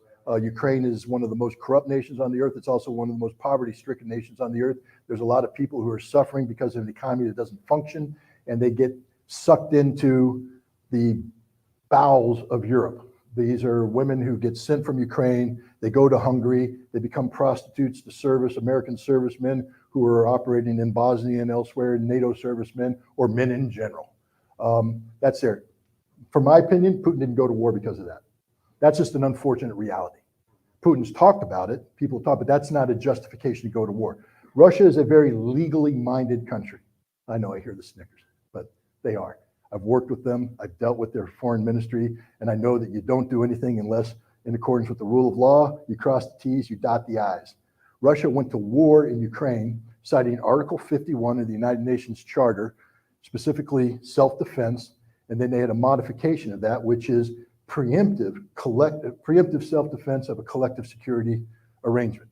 That is, when Lugansk and Donetsk declared independence, had their the independence confirmed through a referendum, thereby meeting the United Nations need for self-determination. I know it's a sham referendum, guys. I know, I heard you say that. From the Russian perspective, it wasn't. Just like, for instance, the Kosovo Declaration of Independence that NATO used to justify going to war in Serbia in 1909 didn't meet the same standard. Russia's just using the NATO standard. And so they recognize the independence of Lugansk and Donetsk. Now they form a collective security agreement, which means, because without this, Russia couldn't intervene. Because what happened in Donbass was an internal Ukrainian struggle between Ukrainian Russians and the Ukrainian government. But now that you make Donetsk and Lugansk independent, and they unite, because even then it doesn't work, because now it's two independent nations at war with Ukraine. Russia has no beef in this. But if you form a collective security agreement, now Russia is part of a collective security arrangement, and Russia can carry out preemptive self-defense. The preemption was the 60 to 100,000 Ukrainian troops that the United States has been training since 2015, who were based in eastern Ukraine, who were preparing, as they now acknowledge. I think a Ukrainian general just came out and said, yep, we're getting ready to launch a big offensive. So Russia said, we're not going to let that happen. And under the Caroline Doctrine, 1836, a US ship up by the Canadian coast was sending arms over to the then British Canada, and a British naval vessel attacked it. And they said, well, you can't attack an American ship. That's war. And the Brits said, nope, that's preemptive self-defense. You were carrying rebels and equipment. You were going to land them on the soil where they were going to attack the British. We have every right to preempt this. And the international courts have found that to be the case ever since. When NATO made its case about its intervention against Serbia, the Caroline decision was front and center in the legal justification for it, and it's front and center in the Russian justification for preemptive self-defense by attacking the people in Donbass. Now, people say, well, Scott, if they're just going to worry about the Donbass, why attack all of Russia? I don't know. Gosh, the Desert Storm, the war I was involved in, it was supposed to be about the liberation of Kuwait. A Chapter 7 resolution was passed by the Security Council authorizing military force to be used to liberate Kuwait. But we decided to liberate Kuwait, we had to go to war against all of Iraq. We bombed the living dupe out of it, everything. And when we launched the attack, it came through Iraqi soil. The famous left hook came up through southern Iraq, threatening the forces on the blink. We put airborne forces into southern Iraq. Iraq, not Kuwait. My point is, once a decision is made to go to war to accomplish an objective, you can use whatever means necessary to accomplish that objective, because it's war or a special military operation disguised as war. However, now we're into semantics. War is war, people killing people is people killing people. But your question about the special military operation, you mentioned biolabs. I don't want to get too much into this because it's a huge problem. Well, what I'm going to say is this, that when the Soviet Union fell, and I'll back this up by saying this, I'm personal friends with the people who ran the biolabs, who put the contracts in. So I'm going to start off by saying that I don't impugn any ill intent on their part. These are men and women of honor and integrity. And for me to believe that they were involved in something like that would be a bridge too far. So, but I'm going to explain why I'm saying what I'm saying. Soviet Union collapses, you have viable biological warfare facilities throughout the Soviet Union, to include Ukraine. One of the goals, when the Soviet Union collapsed, we, the United States, were worried about what happens to these laboratories, what happens to the deadly pathogens that were contained in them, but also, as important, what happened to the scientists that work there. Because let's say we can get rid of all the deadly pathogens. If we don't have viable employment opportunities for these scientists, they go off elsewhere and do their dirty deeds other places. So we came in, and under the Defense Threat Reduction Act, the Nunn-Lugar bill, cooperative threat reduction, millions of dollars, hundreds of millions of dollars. We took over these labs, and we were supposed to get rid of the pathogens. One of the problems I have is when I'm reading what's going on, we have the head of the Defense Threat Reduction Agency responsible for Ukraine in February of this year saying, yeah, gosh, we're a little nervous if the Russians take over some of these labs because they're scientists being scientists, chuckle, chuckle, chuckle. There might be some of their old work in the refrigerators. Old work meaning the deadly pathogens that they developed during the Soviet Union, which they're not allowed to have. When the United States took over the laboratory, we took it over under the auspices of what's called the Biological Toxin Weapons Convention, a treaty to eliminate biological weapons, which says you are not allowed to retain biological weapons. Well, clearly we retained these biological weapons in the Ukrainian labs. They're there, and the Russians have them now. They know what's going on. The other thing that we're not allowed to do is produce offensive biological weapons. That's a violation. But here's the problem with the American interpretation. You see, I'll give you an example. I was a firefighter in New York, and I was a hazmat guy because of my experience in Iraq with weapons of mass destruction. So I was the hazmat guy, I was the WMD guy. So I went and got trained at all the federal facilities. For instance, I went to Anniston, Alabama, where we trained in live nerve agent. So we'd go in with Sarah nerve agent, VX nerve agent, we're wearing the gear. And the idea was to give us confidence to operate so that if anything really bad happened, we could say, we've been there, we've done that, we know how to do this, our equipment works, we have confidence. But here's the question nobody's asking. Who's sarin and who's VX? Where did that come from? Because isn't there a chemical weapons convention that bans this? It bans it. You're not allowed to have it, but we have it. And we have it in significant quantity because we're using it to train these firefighters. Well, you see, that's not offensive, that's defensive. That's our definition. But I can guarantee you that if the Iraqis decided that they wanted to have production capability to produce sarin and VX nerve agent and said, we're just doing it for defensive purposes, boys, we say, nope, violation, we're taking you out. We have a different interpretation. Remember the anthrax that got put around in the mail in October of 2001? Where'd that come from? Well, we know now, we know. It was produced in Dugway, Utah, by the equivalent of this facility where people like me go to train in a biological environment where we learn to operate with live anthrax agent operating. Where's that anthrax agent come? We produce it. We put it in a tube, it's a little tube, and they go up into the disseminator and they squeeze a little bit of it in there, seal it up, and it's disseminated out, and we come in and do our thing, and it's all cool and dandy, except that ain't defensive, ladies and gentlemen, because that same tube put stuff in an envelope, mailed it around, and became an offensive biological weapon. There is no distinction between defensive and offensive when you're dealing with the actual pathogens involved. And yet we do this all the time, and we were doing it in Ukraine. We were doing numerous programs that we described as defensive in nature, but the reality is that the material that are used in there can become offensive just by using it offensively. And we're dealing with biological agent. It doesn't take much to kill a lot of people. This is something the Russians were very worried about, and it's one of the things that they've been addressing through their special military operation. But here's the problem. They've captured the documents. They have all the documents. They have the agent. They have everything. And they did what they're supposed to. They went to the Security Council of the United Nations, and they filed a report, a claim. They wanted it to be investigated. The United States vetoed it. We won't allow it to happen because we don't want the truth to come out. So as American citizens, I would invite every one of you to write your congressmen or women and say, we need an investigation into what's going on in Ukraine. We need to know the truth about the American-funded and organized bioweapon lab in Ukraine. Yes, sir, in the back.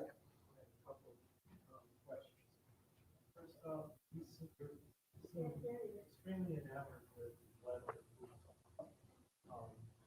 Said if it wasn't Putin, Russia would be what it is. That's it.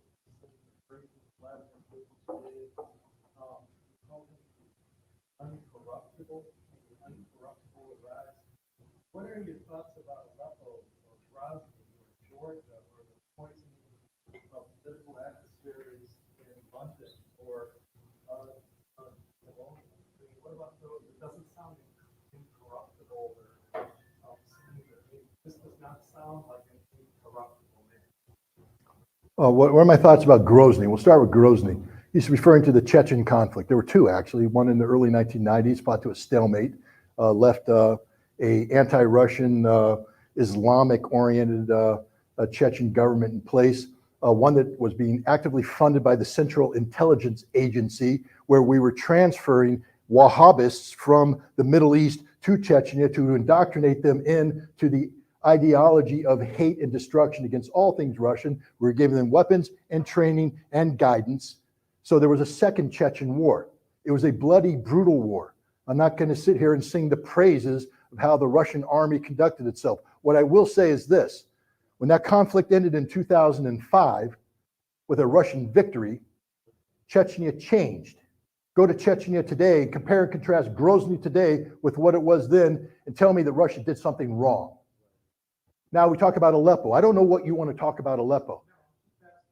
Aleppo was literally a Syrian government victory with Russian and Iranian assistance against a hateful Islamic extremist ideology that was holding a city hostage. Again, go to Aleppo today and compare and contrast the way it is today with what it was when those Islamist extremists were there, and there's no comparison. So I can't say they did anything wrong. What's the problem?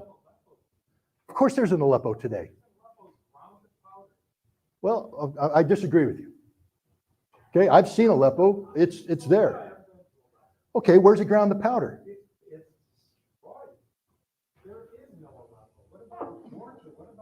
Georgia, you got to be careful there because now you're talking about a place that my wife's from Georgia, so I know a lot about Georgia. What about Georgia? No, I'm not talking about my wife. I'm just telling you, I know Georgia very well. What's the problem with Georgia? No, but what's your problem with Georgia? I don't have an excuse. I have facts. Okay.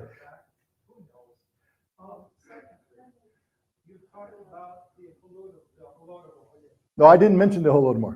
We talked about the Slavic brotherhood of Russians and Ukrainians, but the Holodomor, which Germany yesterday recognized as a genocide, which 16 other countries now recognize as a genocide, which 22 American states recognize as a genocide, in which 3 to 7 million Ukrainians were killed for starvation, summary execution by the Stalin regime. I don't see how that can lead to brotherhood. Okay, that's your point. I respect your point. Next point. You have no comment. I disagree with everything you say about the characterization of the Holodomor. Do you want to have a debate about it now, or we can do it later over a beer? It's up to you. Okay. Yes, sir. That's not good enough. With the potential climax of this conflict coming soon, do you have any concerns about NATO and Article 5, being drawn into the conflict when they reach that crisis point? Yeah, here's the thing about NATO and Article 5 and such. Article 5 is the self-defense article. It's an attack against one is an attack against all. Article 5 has been implemented one time after 9/11. It was implemented not because Europe was running to help America, it's because America begged Europe to implement under Article 5 to create the political environment of the world coming to America's assistance. There was no combat under Article 5. Luxembourg flew some AWACS aircraft over American territory, and some ships were deployed into the Mediterranean to prevent refugees from coming to Europe. That was the only time Article 5 has been implemented. Article 4, on the other hand, is the war article. It's the most dangerous article of NATO. Article 4 is what NATO used to go to war against Serbia.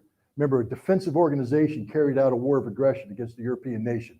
NATO, a defensive alliance, carried out a war of aggression against a European nation, Serbia, using Article 4. Article 4 is where NATO gets to come together and describe a situation that presents a security risk and determine what they're going to do about it. Article 4 was justified to go to war against Libya, a war of aggression. Article 4 was used to justify NATO's multi-decade involvement in Afghanistan, nation building. Article 4 is the most dangerous article, not Article 5. There will not be an Article 5 triggering event. Russia is not going to attack NATO. There's no reason for us to attack NATO. They don't want to attack NATO. It just isn't going to happen. The question is, what is NATO going to do in Ukraine?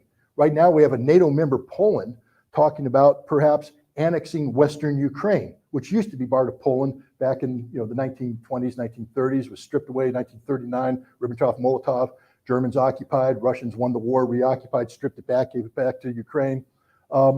Poland believes that that's Polish territory. And so Poland is initiating internal domestic actions that could lead to a Polish intervention in Western Ukraine. If they do that void of NATO umbrella, then Poland will be defeated. Poland's only hope of success is to get NATO under Article 4 to deem the situation in Western Ukraine to be of such important security matter to European security that NATO is going to intervene, create a no-fly zone, create a humanitarian corridor to protect the refugees that are coming in. And now we have a situation where Russia could very well fight NATO troops on Ukrainian soil. Article 4, not Article 5. The other danger comes in Transnistria, Moldova. Right now, Ukraine is talking about, this is a breakaway republic, Moldova. Right now, it's separated from main Russia part by the province of Odessa and Nikolaev. The Moldovans right now are saying they want it back. The Romanians are talking about helping the Moldovans bring it back. The Ukrainians are saying, why do we want to wait until Russia takes Odessa? Let's attack now.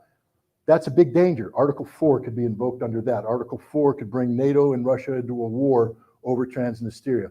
The biggest threat to European security today is Article 4 of the NATO Charter. Yes, sir.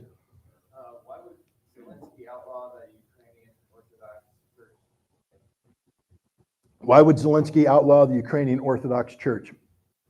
Well, because we're dealing with symbols of nationality. The concern on the part of Zelensky is because of the significant Russian population in Ukraine, that the Russian Orthodox Church could actually hold sway over more people in Ukraine than the Ukrainian Orthodox Church. But this is an issue that predated the current conflict. Early on, before the war started, the Ukrainian church broke away from the larger Russian church family and started practicing on their own and starting to threaten the Russian Orthodox churches. And now, as part of this cultural genocide, we might call it, between the Ukrainians and the ethnic Russians of Ukraine, they're outlawing the Russian Orthodox Church. Yes, sir. I'll go until they stop asking questions. Okay. I promised them that I would answer their questions. Okay, so as long as you want to ask questions, I'll answer your questions. Yes, sir. You got to slow down, sir, because I'm deaf. You're giving some sort of like Mickey Mouse reason for the escalation. You're talking about some generals that we're going to have a big escalation. We're going to have a big. You got to slow down, please. I can't hear you. You're giving Mickey Mouse reason for this escalation. You're talking about some generals said we're going to have a big offensive. The reason for it was that it devolved into a war of attrition. The DPR and LPR started losing, or went stale out. That's the true reason for that. So I don't understand your question. I'm going to come over here because I literally had things blow up in my head and I can't hear. I'll repeat your question. You're giving some sort of like Mickey Mouse reason for it. Okay. You're saying some generals said we're going to have a big offensive. You're saying Some generals. you literally said a Ukrainian general said we're going to have a big offensive, and that's why they invaded. Oh, yeah. No. Yeah. Okay. Go on. Yep. The true reasoning for it is because it devolved into a stalemate, basically a war of attrition. The LPR and GPR couldn't advance. That's why Russia did what it did. Am I correct? No, but that's it. What's your question? That's my question. Okay. Why am I wrong? All right. No, I'll explain. All right. I got the question now. Yeah. The question is, I was giving Mickey Mouse reasons about why Russia launched their attack on Ukraine. That my reason that a Ukrainian general said there was going to be an attack against the Donbass is wrong. The real situation was that the LNR and DNR, the Lugansk People's Republic and the Donetsk People's Republic, had achieved a stalemate, where either being beat or it was stagnant and they couldn't advance. And that's why Russia came in to do what they did. Did I get your question right? Yes. Thank you. It's tough. I'm not being facetious here. I literally am deaf, so I couldn't hear you. Why are you wrong? Well, first of all, when Minsk started, do you know the numbers of troops that were in the LNR and DNR militias? 60 to 80,000. You know how many troops they had when the current invasion started? 10,000. Why? No, because they demobilized because of Minsk and because of Minsk 1 and Minsk 2. They demobilized. They sent people home because they believed that there was going to be a peace treaty. You know who didn't demobilize? How many Ukrainian troops were on the other side of the border when Minsk was started?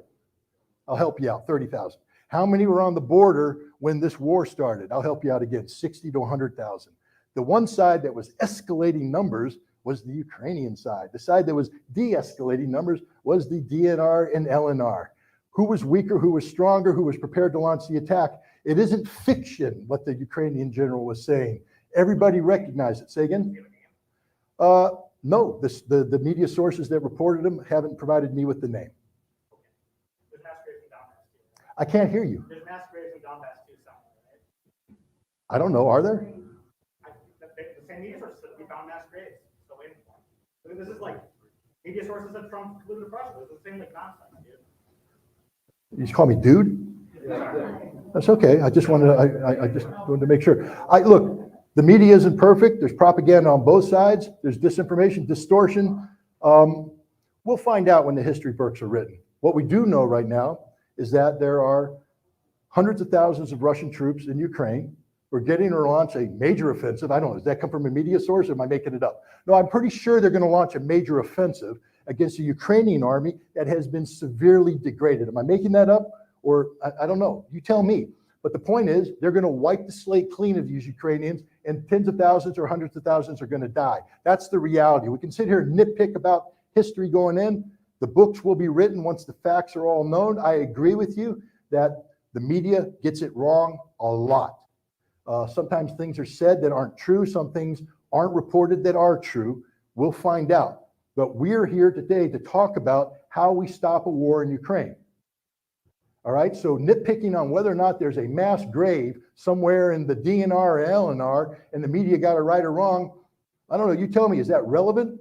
I think what's relevant is how we prevent 700,000 Russian troops from sweeping in and creating a repeat of the destruction of Army Group Center with the Ukrainians running for their lives and getting machine gunned down before the advancing Russian tanks. I'd like to prevent that. Yes? I've heard that NATO is weak and that there's a chance it could be dismantled. Is that a possibility? The question is, she heard that NATO is weak and there's a chance that it could be dismantled. Let me answer the first part of that question. Weak is always a relative term. Weak as compared to what? I will tell you this, when I was in the military, when the Cold War was running, NATO wasn't weak. NATO had a large number of troops who were combat ready, who trained all the time. And one of the key elements of being combat ready is training. When I was in the Marine Corps, 29 Palms trained to fight the Russians, I was in the field 240, 250 days a year, consistently in live fire exercises, perfecting the art of killing Russians. That was it. That's all we did. We lived, breathed, fought it, slept it. That was my life. Now, the interesting thing about that is the moment we stopped training, I stopped becoming a efficient killer. Training has to be constant, and it's very expensive. And when the Cold War ended, we decided we didn't need to train like this anymore. It was too expensive. We wanted a peace dividend. So we stopped training to that level. We became less lethal. The other thing is the way we were organized to fight.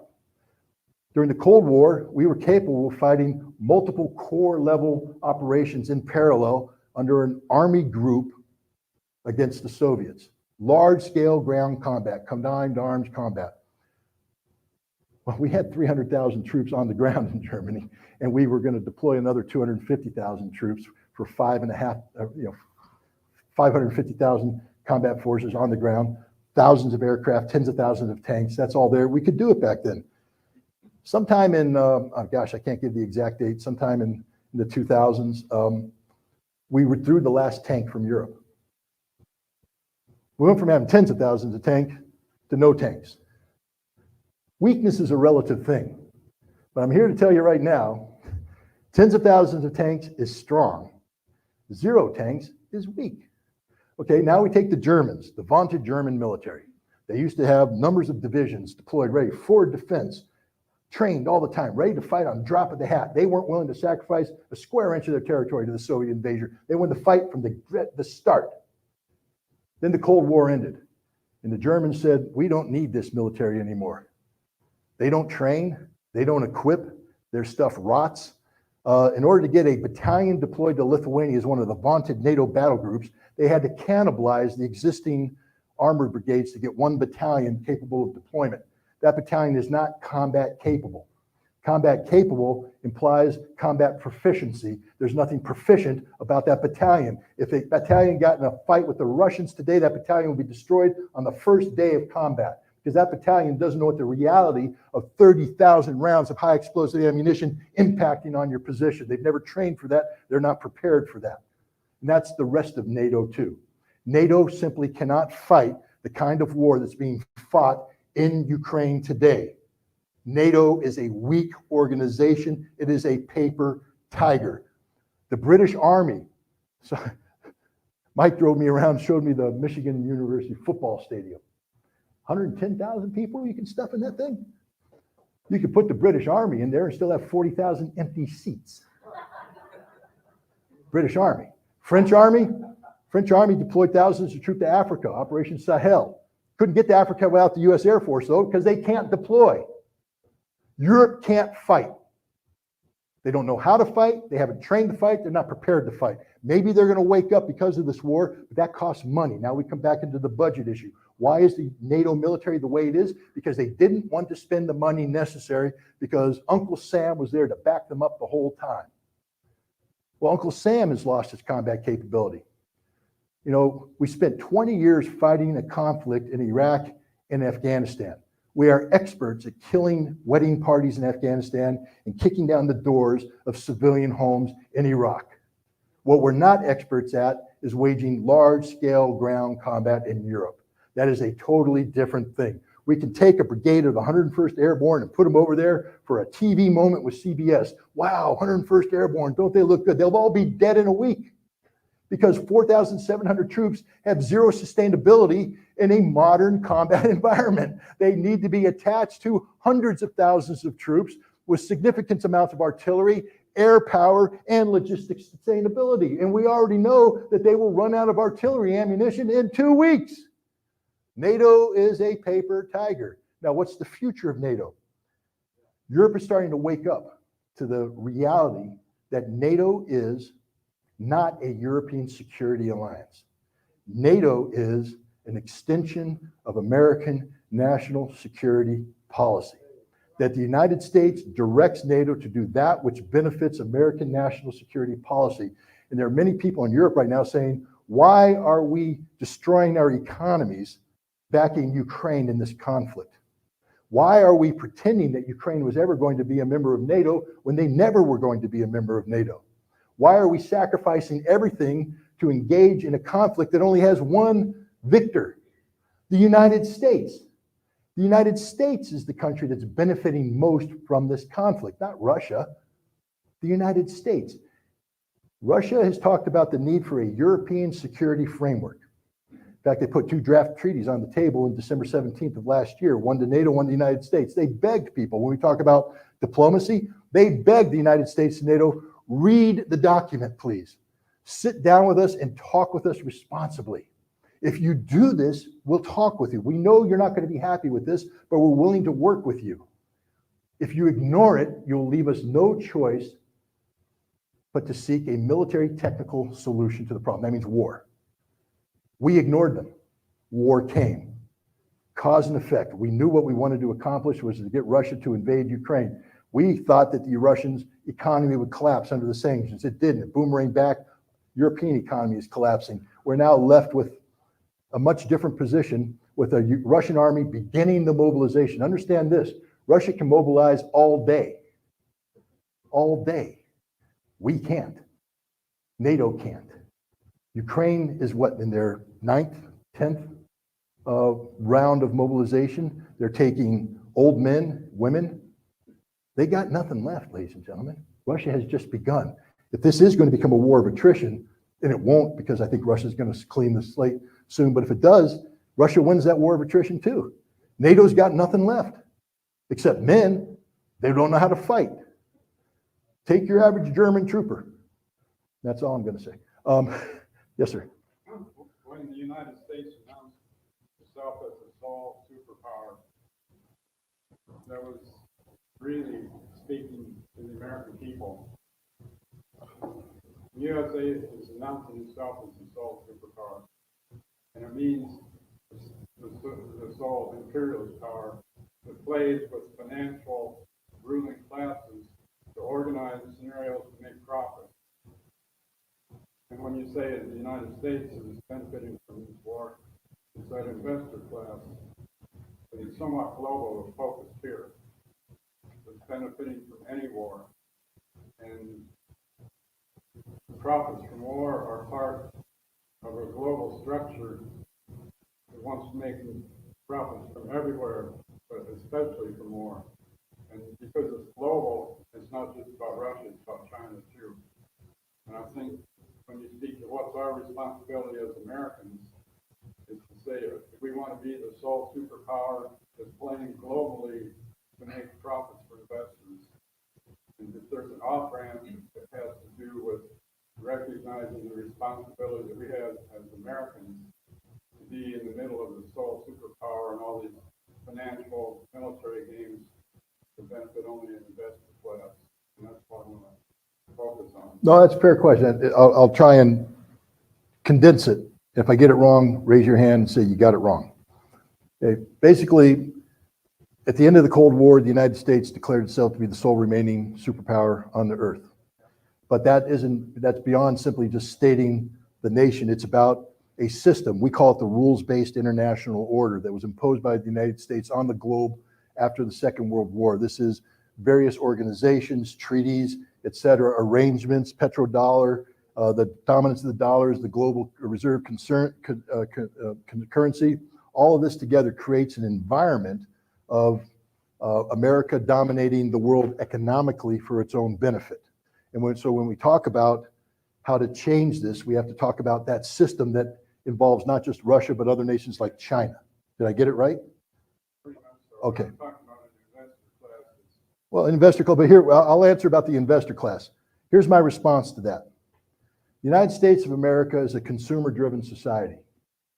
Does anybody disagree with this? No, you don't. You can't, because we are a consumer-driven society. We are a nation of consumers. Now, I know individuals will raise their hand. Not me. No. I applaud you. Good job. But the most of us are. We earn money. We spend money. We go shopping. How did we seek to resolve some of the major economic crises of the day? Presidents of the United States getting before the American people saying, go shop. That was the solution. Go shop. Go spend. Spend money. Why? Because as we consume, we wrap ourselves in a cocoon of comfort. And as long as we're in this cocoon of comfort, we're happy, we're warm, we're cuddly. We don't care about anything else. Just keep me wrapped in the cocoon of comfort. And that's what we do.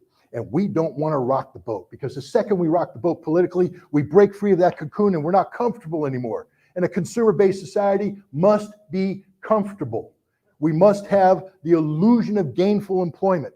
We must have the illusion of the ability, if we can't accumulate wealth now, the American dream is that at some point in time we will, despite the fact that we're bankrupted by student loans, by high interest loans, mortgages, the whole work. It's a fake dream, ladies and gentlemen, but it's there nonetheless, and the vast majority of us buy into it. And so you say, how can we change this?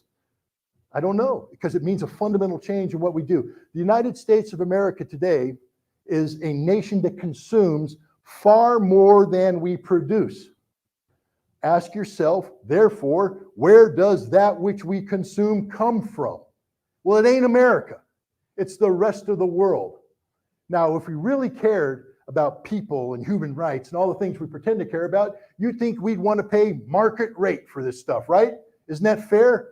I mean, I go to the store, I see the coffee, and it's, there's the special kind of coffee you buy where we're saying we're helping the coffee farmers because we're paying them, higher rates than the low rates that we get for the other coffee. I don't drink coffee, but my daughter's fiance does, and I try and buy it for him. So I can only get the coffee, the farmer-friendly coffee, because it's healthy. But it's ridiculous, because the notion that that's going to change anything. Guys, the rules-based international order is about America dominating global economic and commercial interests. That's it. We have to dominate the world so that we can receive that which we consume at lower than market value, so that we can consume things that are priced affordably for the American consumer. You see, if we start pricing things too high, the American consumer stops buying it. We need to keep the prices low so the consumer spends because that's what makes our economy work. How do you get Americans to break free of that? And I don't have the answer because you're asking people to do that which is, it runs counter to what they're raised to do. The DNA of America is the American dream. A home, two-car garage, a job, a mortgage, a cat, a dog, some kids, a lawn, a lawnmower, a Christmas tree, Christmas present. We can go on and on and on, but it's all consumer driven. In order to get us to change this, we have to break free of that paradigm, and I don't have the answer. But you know who does have the answer? The rest of the world. You see, because the rest of the world is tired of playing the American singularity game. The rest of the world is tired of playing the game where the United States says, because you touched the dollar through the SWIFT banking system or anything else, we can sanction you. And other nations are going, but I'm not even doing business with you. I'm Iran trying to do business with France. Yes, but a dollar touched the transaction, so we can sanction you for doing business. It's illegal as hell, but America's doing it anyways. We sanction the world, citing American law, not international law.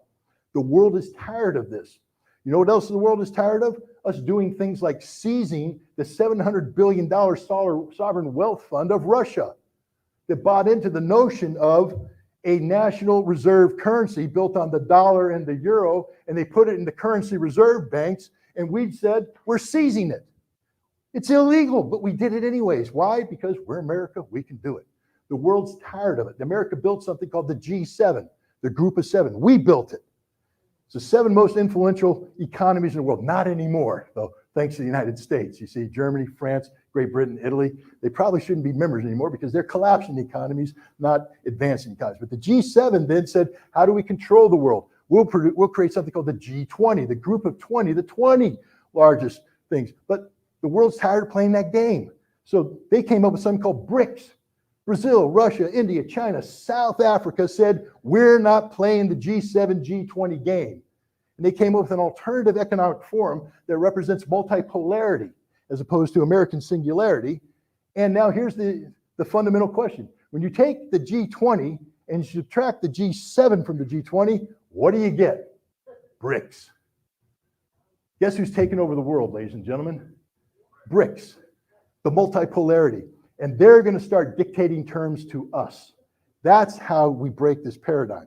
So the question isn't how we get America to change from within.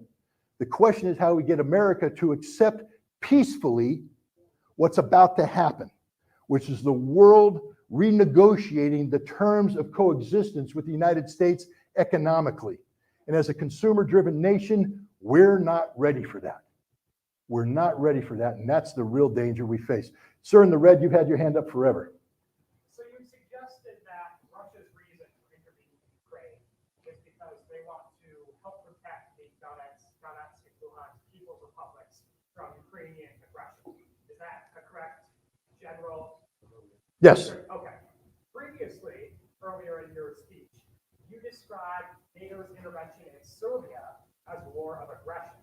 But in that case, there were ethnic Serbs who were committing ethnic cleansing, forced deportations, and mass killings of ethnic Albanians who wanted to secede and form Kosovo. And NATO intervened to help protect them from that violence. So how is that a war of aggression when Russia is how is that a war of aggression when Russia is intervening in Ukraine with a much less logical pretext? There's been no ethnic cleansing against Russians in Ukraine. The current president of Ukraine is a native Russian speaker. How is that a defensive war when somehow the intervention in Serbia was an offensive war? 50 gold stars to the gentleman in the back. And I'm being a little facetious here. Before you start spouting off NATO propaganda, I will ask you the following questions. How many Kosovars were ethnically cleansed, murdered by the Serbians? Give me a number. I think it was a few thousand. Nope, keep going. Less, keep going. You see, the problem is it was a manufactured number. The CIA admits it. We made it up. Do you know what the Kosovo Liberation Army is? The KLA? They were a CIA-trained organization who was tasked by the CIA for carrying out operations inside Kosovo against Serbian populations to provoke the Serbian army and security forces into reacting. There was one village that begins with an R, Radek or something, I can't remember. Do you know it? It's a famous one. The media went all over there and filmed all the bodies lying out. Oh my God, look, they murdered everybody. Jesus Christ, it's horrible. They were all KLA fighters. There were no civilians involved in that. Okay, they were KLL fighters who were fighting them. Understand that what NATO called a genocide wasn't. And here's the important thing about Article 51, collective self-defense. The threat has to be imminent. Imminent. And the case made by NATO for the imminent need for intervention was a genocide that never happened. That's the difference. The threat against the Ukrainian or the Russian population of Donetsk was real. 8 years of documented bombardment that killed tens of thousands with 100,000, 60 to 100,000 Ukrainian forces ready to invade. That is genuine. That is real. It was an imminent threat. Russia responded. There's the difference. You see, when you study international law, you have to break things down into its components. And a key aspect of preemptive self-defense is the notion of the imminent threat that must be dealt with. There was no imminent threat in Kosovo. Therefore, the entire argument that NATO put together was a flawed argument, a legally flawed argument. Don't trust me. Trust the lawyers that actually write about this. And then when you take a look at the Russian argument for going into Ukraine, it is sustained over and over and over again by hard fact. That's the difference between the two. Yes, sir.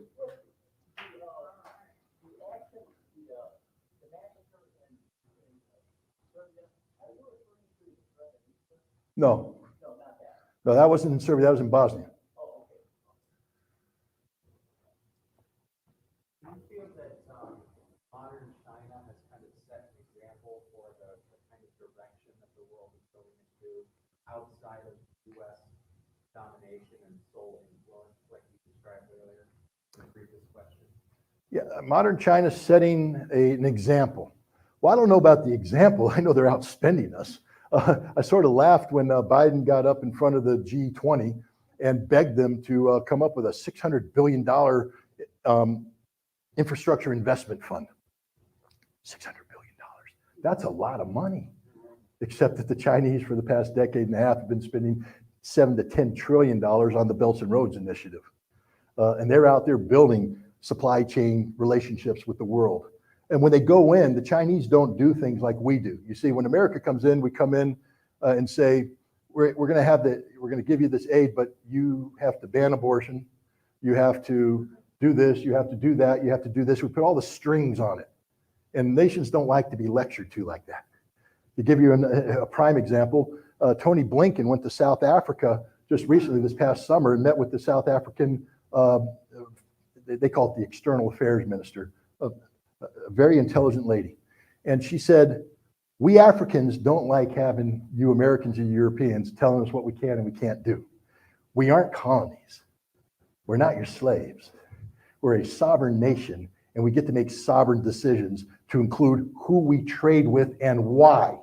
And we will trade with Russia regardless of this because we don't agree with your assessment about this conflict. We happen to believe this conflict began with the expansion of NATO, with the aggression that forced Russia into a corner. We're not happy about the Russian invasion because it's a war, but we're not going to stop trading with Russia. And Blinken went, oh, well, we don't do that anymore. We don't do that anymore. That's not how we operate. We listen, we obey. The next day, the U.S. ambassador to the United Nations was in Uganda telling the Ugandan government that if you continue to trade with Russia, there will be repercussions. We can't even be consistent in the policies that we claim. The Chinese don't do that. The Chinese aren't perfect. I'm not up here singing the song about China. They come in with some unfair trade practices. They take advantage of their wealth. They leverage debt in a way that gives them control of facilities that they default on the loans. But I'll say this about the Chinese.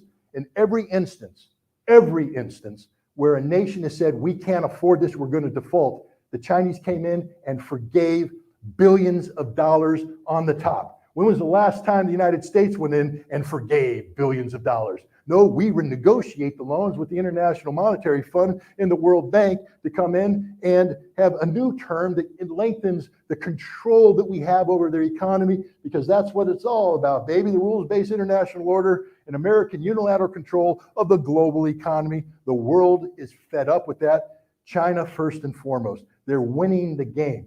I'll give you an example. Barack Obama created something called the Trans-Pacific Partner. I'm getting this wrong. The Trans-Pacific Partnership, right? The whole idea of the Trans-Pacific Partnership was to create this massive free trade association in the Pacific. But who was left out? China. The whole idea was to create this massive trade relationship that kept China out, that walled them off, because we're America. We can do anything we want. Well, the problem is Donald Trump came in and said, that's stupid. It's costing us money. He dissolved it. Genius move, Donald, because you know what the Chinese did? They came in and built an even bigger trade alliance with all those people plus some. It's the biggest free trade alliance in the world. And guess who's not a member of it? The United States. We're on the outside looking in. So the world's changing. The Chinese are doing it better than we are. I'm not saying that it's the ideal model, but you know what? It's their model, and it's working for them. Yes, sir. I grew up in China, so I feel consistent with community in China. I don't agree with your comments. In all your today's talk, you need to differentiate between the dictator, the leader of the country, and the country, the common people of the country. Okay? Yes, China is winning economically, militarily to the United States, but the United States have the responsibility to involve China's human rights policies. We have a responsibility for what? To involve, to promote human rights. To involve ourselves in the human rights of China. Yes. We have a duty and responsibility. Yes. Under what authority? Because you said the reason that Putin, the dictator of Russia, didn't wait for it is because he wants to protect Russian people in Ukraine, right? If they can do that, why U.S. do not want to protect human rights? Okay. I think the kind U.S. United States, that's the reason we come from the United States, because the value, right? The common world value we come from. Specifically how?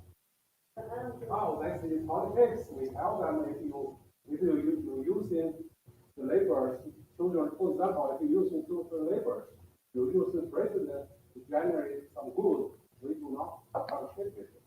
We consistently tell them you have to respect human rights. Otherwise, majority Chinese is suffering. Even though so, today, China economic is booming, but they only make small portion of people, the elite, the dictator, those people are rich. The common people, the people who grew up with me, they are suffering. Okay? Without the United States involvement, No, I'm not. I'm just. you are promoted China is Okay. successful, those people will suffer. I appreciate your. I know where you're coming from, and you're morally correct. Yeah, okay. All right. Let me tell you what's going to happen if we do what you do. You ready? First of all, America has no legal obligation to go into China to protect human rights. It's purely a sole prerogative of America. There's no United Nations authority. There's not a Chapter 7 resolution. It's nothing. It's America imposing its will on China. And you really want Americans to impose their will on China? Do you think Americans understand China? You want people ignorant about China coming in and telling China how to run its own business? It's a mistake. I don't want the United States to impose their value in China. I want to impose your value to the people, to help the common people. But what are the common people? Do we get to dictate? It's the government against the common value. It's not the China. Well, let me put it this way. We're not the world's policeman. China has problems, and I agree China has problems. You solve them. It's not my problem. Here's the other reality. You produce a lot of stuff that makes the American consumer happy. You want to know how we lose the China debate? Stop bringing the PS5 or whatever the hell that new game is. If I take the PS5 off the stands right now for Christmas, because it's the holiday season right now, and every American family wants to get one of those damn toys to mollify their children who are screaming, I gotta have the new computer game. And if I can't get that new computer game, my children are unhappy, I'm unhappy. And if we do what you say, we're not gonna get the new computer game because they're built in China. Just like everything's built in China. China controls the supply links. What you're suggesting is something that cannot be done.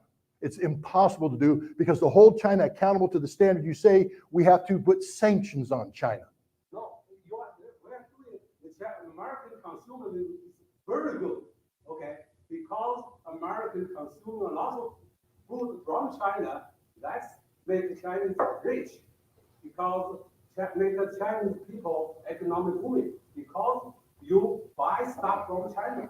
That's good. Well, then how do we control the policies of China? Until today, China, talking to China, the human rights is very good, because last week, China had a demonstration against the lockdown. Yeah. No, I know, I'm familiar. Because the government afraid of China, US going to sanction them. This time it didn't happen, demonstrate good. Just because that. If the United States government do not tell the Chinese about human rights, keep talking about that, they're going to kill the people demonstrate. All right, I appreciate your standpoint. Legally, Americans do not have the right to involve China, but morally, we need to have Chinese. Okay, but here's my problem. Also mentioned the Chinese government. I understand. Come on. What gives America the moral authority to do this? Chinese tax money, not. What gives America the moral authority to do this? Yes. What gives America the moral authority? You know how many prisoners we have in prison today? Do you understand that we have a nation that are full of problems? Here's the problem.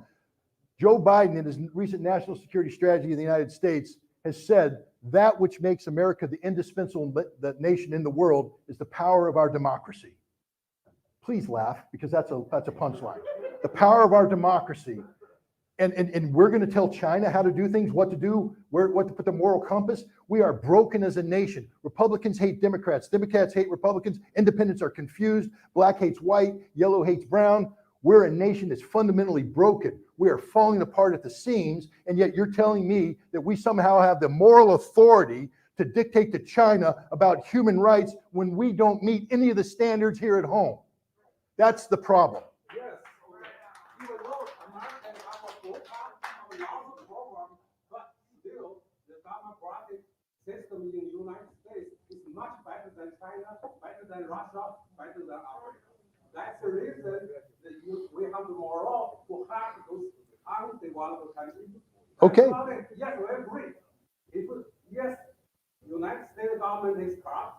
They have lots of programs. Does not mean we cannot harm the people, right? I'm not rich, okay? Neither am I.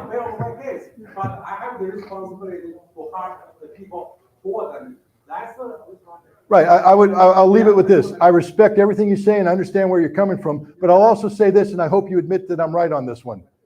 You're Chinese, you said. No, I grew up in China. I come to Harvard 30 years ago. Correct. But what I'm saying is you have a vested interest in China.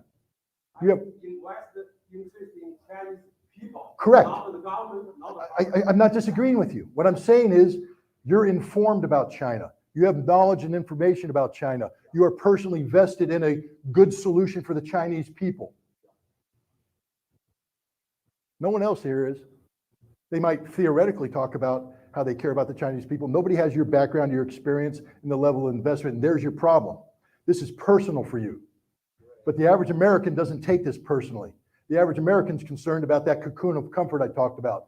I know, I come from the same thing. My wife is from Georgia, and she is sick to her stomach about what's going on in Georgia and what has happened to Georgia. She takes it personally. It's a personal issue, and she's frustrated that the United States doesn't share her values because they're about human rights. They're about all the things you talked about. But nobody in this room knows a damn thing about Georgia, and nobody's willing to put their life on the line for Georgia, and not a single American should be willing to put their life on the line for China. And that's the ultimate problem. Because once you start the ladder of escalation on these issues, where do you draw the line? If we make human rights such a moral thing that we have to be engaged, what happens when China doesn't play ball?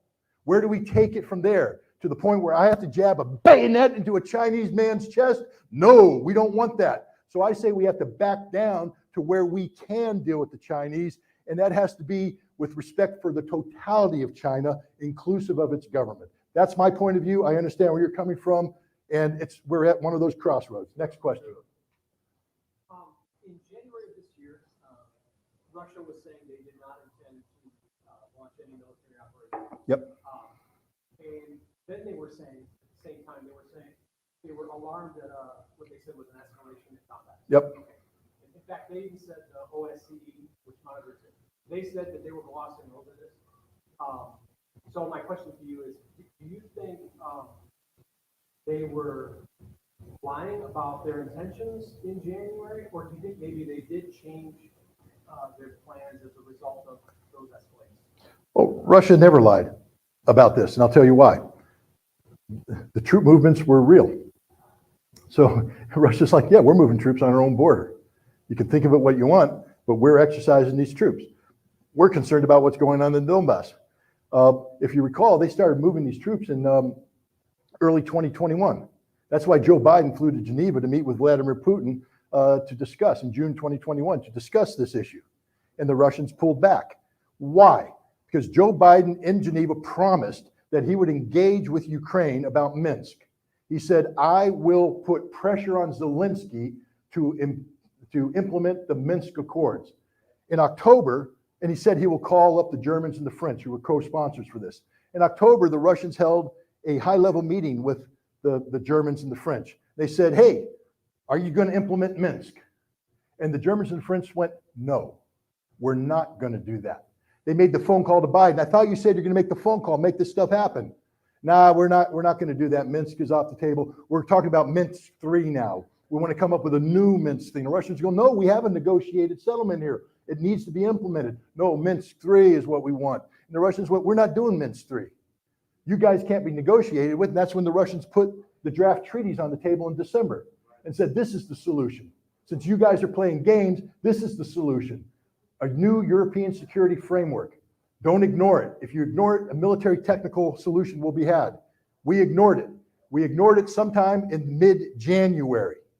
And at that point in time, Russia began the diplomatic and legal processes necessary to create the conditions for an invasion of Ukraine. A war with Ukraine could have been stopped in January if the United States picked up the phone and demanded that the Ukrainian government implement Minsk. That's just a plain, simple fact. The decision to invade wasn't made prior to that. The potential was there with military, because you don't simply build up 200,000 troops ready to carry out sustained military combat overnight. So the Russians built up that capability, but they would have happily dispersed that capability had Minsk been implemented. It wasn't. Yes, sir. I'm sorry, what, ma'am? Why didn't Biden follow through? Because the policy of the United States is not to create peace with Ukraine, it's to destroy Russia. It's been the policy of the United States since the fall of the Soviet Union. Remember the reset, the famous reset under Obama? The little red button in the yellow box? Hillary, Lavrov pushed the button. It's spelled wrong. It meant something totally different. It meant overcharged. So if you push the button, our relationship gets overcharged, not reset. Reset was regime change. Reset was, we are going to create policies that empower Medvedev to stay as president to keep Putin out.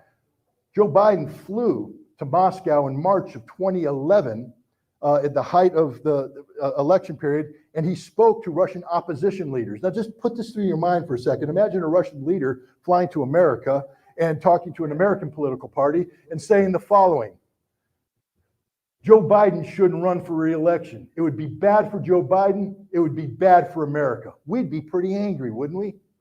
Well, Joe Biden went to Russia and told Russian opposition leaders that Vladimir Putin shouldn't run for re-election. It'll be bad for Putin. It'll be bad for Russia.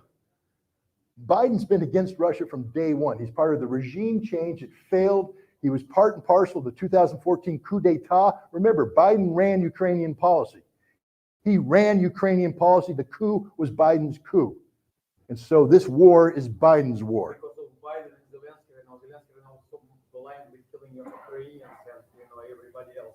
Yep. Over you, sir. Zelensky's worth $1.6 billion. Allegedly, I don't have evidence of that. Go ahead. No, one behind you. I'd be interested in your perspective on what you see the long-term fallout of the United States supplying arms and weapons to Ukraine with our relationship with Russia. Well, with our relation with Russia, I think, okay, the question is, what's the long-term fallout of our supplying all these weapons and money to Ukraine with our relation to Russia? Our relations with Russia are ruined. We have no relations with Russia. There's nothing going on right now. It's zero. This is a very dangerous situation. So how do we repair this? Well, here's a couple issues. One, look, the Russians are grown-ups. And what I mean by that is the following. In the 1980s, the United States spent a lot of money creating something called the Mujahideen. We funded them in Afghanistan for the sole purpose of killing Soviet troops. And we killed them by the thousands. The Soviets withdrew from Afghanistan in 1989, I believe. I was a weapons inspector in Russia at the time. Did the Russians run around and say, we hate you because your CIA has been killing Russian troops in the Soviet Union, or were they adults? And they said, we were playing the big game, we lost, we're out of there, we're still going to work with you. That's the Russian approach. Let's talk about the American approach now. Let's go to Iraq, 2005. We're occupying the country, by the way, as an illegal occupation, and people are resisting. The Shia population is resisting. They're getting help from this organization called the Quds Force, operating out of Iran, commanded by a guy named Qasem Soleimani. And Qasem Soleimani's doing the job better than we're doing. He's killing 600 Americans. And he helped create an insurrection that caused America ultimately to withdraw. Did we handle it like grown-ups? Say, well, we overextended ourselves. We got a little overextended. That's the way it is. We're just going to move on. Or did we hold a grudge? Such a grudge that we assassinated Qasem Soleimani when he landed in Baghdad with a proposal for peace. That's how America operates. You see, we hold grudges. Russia doesn't, and that's my point. Russia will get out of this. Russia will take the adult approach. They're not going to hold this grudge forever. The question isn't how we lure Russia to the table. It's how we win Russia's trust to the table, what we have to do as a nation. And I believe that the first element of that is arms control. Look, Russia's going to win this war. I know there's people that disagree with that assessment. That's okay. We can have a conversation in 6 months. What? I think it's going to, you're looking at me, right? Yeah, I'm looking at you. I think they're going to get the DPR out here. How about Crimea? You get the whole Crimea? How about Kherson? Zaporizhia goes back too? Okay. We'll see. I mean, history will see. But the point is, what's going to... Oh. It's okay. It's okay. It's good. Okay. It's okay. Thank you. No. Everybody's allowed their own opinion. Everybody's allowed their own. Partner, everybody gets their own opinion. Everybody gets their own opinion. And I know you're upset. He's upset with me. You're upset with him. We have a triangle of upset going on here. It's okay. It's okay. We're just going to talk our way through this. And when this all ends, like I said, the history books will tell us who's right. And so in 6 months, we can have this conversation. They know how to get in touch with me, and I'd be more than happy to speak with you about it. To finish the answer to your question, which I lost track of, quick refresh. How do we get out of this? Yeah. I think the key right now, first of all the arms we're providing Ukraine, they're going to be destroyed. Okay, that's the quickest way. When Russia says demilitarization, that's going to be part of it. All the American wealth that's gone to Ukraine will either be in Russian possession or destroyed. The problem is with the light weapons, and we're seeing that, the NLAWs, which is a British weapon, the Javelin, which is an American weapon, the Stinger, an American weapon. There's other equivalents out there. Man-portable weapons, including light arms, munitions, grenades, etc., are appearing on the black market around the world. They're appearing in South America. They're appearing in the Middle East. They're appearing in Africa. They're appearing in Europe, because Ukraine is the single most corrupt nation on the face of the earth, and the money we're providing Ukraine, the weapons we're providing Ukraine, lacks any accountability. Rand Paul stood up, and Rand Paul, the guy stood up and said, before we give $43 billion, why don't we have an inspector general who can account for it? Wouldn't that be nice, especially after the Afghanistan debacle, where we left $9 billion worth of weaponry on the battlefield for the Taliban to take? Why don't we account for this? Can we answer the question, what happens to the NLAW or the Javelin when we send it to Ukraine? They received it. Who did you give it to? A combat unit. Did they sign for it? Was it issued to a soldier? Did he sign for it? This is what normal militaries do, baby, even in wartime. You sign for the weapon. When you use the weapon, your officer writes a report that says Private Schmuckatelli fired 3 Javelin missiles. The following serial numbers are accounted for. They go back to a logistics guy who checks them off a list. They're accounted for. So when I do my forensic analysis afterwards, I can say I know exactly what happened to every weapon I gave the Ukrainians. We don't have any of that in place. So instead it goes there, and Ukrainians who have empowered criminals, the Azov battalion, the Adar battalion, Kraken battalion. I could keep going. All these neo-Nazi people who are affiliated with organized crime networks in Europe receive these weapons with no accountability, and they want to put some cash in their pocket. So they sell it on the black market and they cash it up. And that's where we're at today. This is a very dangerous situation that's going to haunt the world for decades to come. But that, even then, the Russians are going to get over that because that's a self-inflicted wound. That's the West killing itself.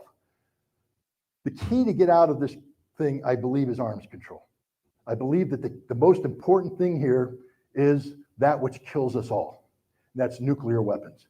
And the one thing about this conflict is that it has put the potential of nuclear conflict up there front and center for all people to consider. And what we need to do is re-engage responsibly about arms control. And here's my last pitch for the book. Disarmament in the time of perestroika, arms control, and the end of the Soviet Union is a template for hope. It shows you how we did it once before. And I believe we could do it again. But America's going to have to change the way it approaches this. The reason why arms control worked back then in the 1980s is that we respected the Soviet Union. We feared them, but we respected them. We took them seriously. So if we're going to have arms control with Russia, we have to respect Russia. We have to take them seriously. We even have to fear them a little bit. We're not there yet. Yes, sir. Going back to the topic we discussed a long time ago, but I guess Okay, I'm going to have to come up to you again because I literally can't hear. I know that, like, during your speech, you talked a lot about, I guess, like, the history of, I guess, the relationship between, like, NATO and Russia, right? And then you also mentioned that, like, Russia effectively thought that they would be able to, like, do their military operation relatively quickly, and then that, like, you know, be able to do peace negotiations in Turkey, and then that would essentially bring an end to the military operation. So I guess my question is, why, in your view, did, like, Russia not expect NATO to get involved, given all of the history? Okay, good question. I just would like to suggest that this might be the last question, because Mr. Ritter has to do this all again tomorrow. I do. Yes. So, last question. We didn't negotiate that. I reject this. Where's my union? Where's the speakers union? Okay, your question basically dealt with, I gave a lot of explanation about what Russia expected, how they got it wrong, et cetera, et cetera. Why didn't Russia anticipate NATO getting involved the way they did? I don't know. I mean, that's a question only the Russians can answer. Because logic, I would tell you that if I were briefing Putin, I would say that there's a good chance that NATO will seek to be involved. Early on was Poland deciding they want to take advantage of the chaos to make a move on Western Ukraine. Russian intelligence has been talking about this for some time, and any Pole who lives in Poland will tell you that the nationalists are making that very case right now. So that's an issue. But I think Russia made it clear that any direct NATO involvement in Ukraine would be treated by Russia very seriously, and they would respond with every capability in their system. A lot of people thought that meant nuclear weapons. Maybe it did, maybe it didn't. Russia never said. But it meant that Russia was going to take any NATO intervention very seriously. And maybe Russia thought that NATO would look at that and say, we don't want to get involved. I think NATO made a decision that couldn't have been predicted up front. Because again, I just challenge anybody right now to tell me on February 24th that you could predict that Russia would withdraw its forces from around Kiev on March 25th. How many people could predict that? No one. And the reason why is because war is unpredictable. The plan of action gets thrown away on initial contact with the enemy. Stuff happens. So the Russians now were in a situation where they thought, we're going to withdraw and invite peace. I don't think that anybody in Russia thought that NATO would misconstrue the Russian actions as a sign of weakness. See, that's the tipping point analytically. Somebody in NATO said, Russia's losing. Russia can't win. The Russian army is defeated. The Russians are retreating. Therefore, we will now intervene to empower the Ukrainians toward this victory. And so we sent tens of billions of dollars, a massive training program. We trained them up in France and England and in Germany and Poland. And they came in and they launched a very impressive counteroffensive in September, capturing large swaths of territory in Kharkiv and capturing territory in Kherson. But that's not a victory. That's just Ukraine burning through its troops and Russia saying, we're going to trade space for lives. And now Russia's mobilized and Ukraine's got nothing. Russia didn't expect NATO to make that gambit. I don't think Russia expected NATO to get it so wrong, to think that Russia was defeated. How could you think Russia was defeated? The 200,000 troops were peacetime manning. There was no wartime escalation prior to this incursion. The 200,000 were peacetime forces brought together. There was no declaration of war. There was no special parliamentarian procedures other than recognizing the Donetsk and Lugansk. What Russian analyst would sit there and say, yeah, we beat Russia? Russia didn't even mobilize. Russia wasn't even trying. Now Russia's trying. And there ain't nobody saying that Russia's losing right now. Ain't nobody saying Russia's going to be swept off the battlefield. Ain't nobody saying Ukraine's going to prevail. Well, you are, but maybe you're right. So that's where we're at. Thank you very much. Appreciate it.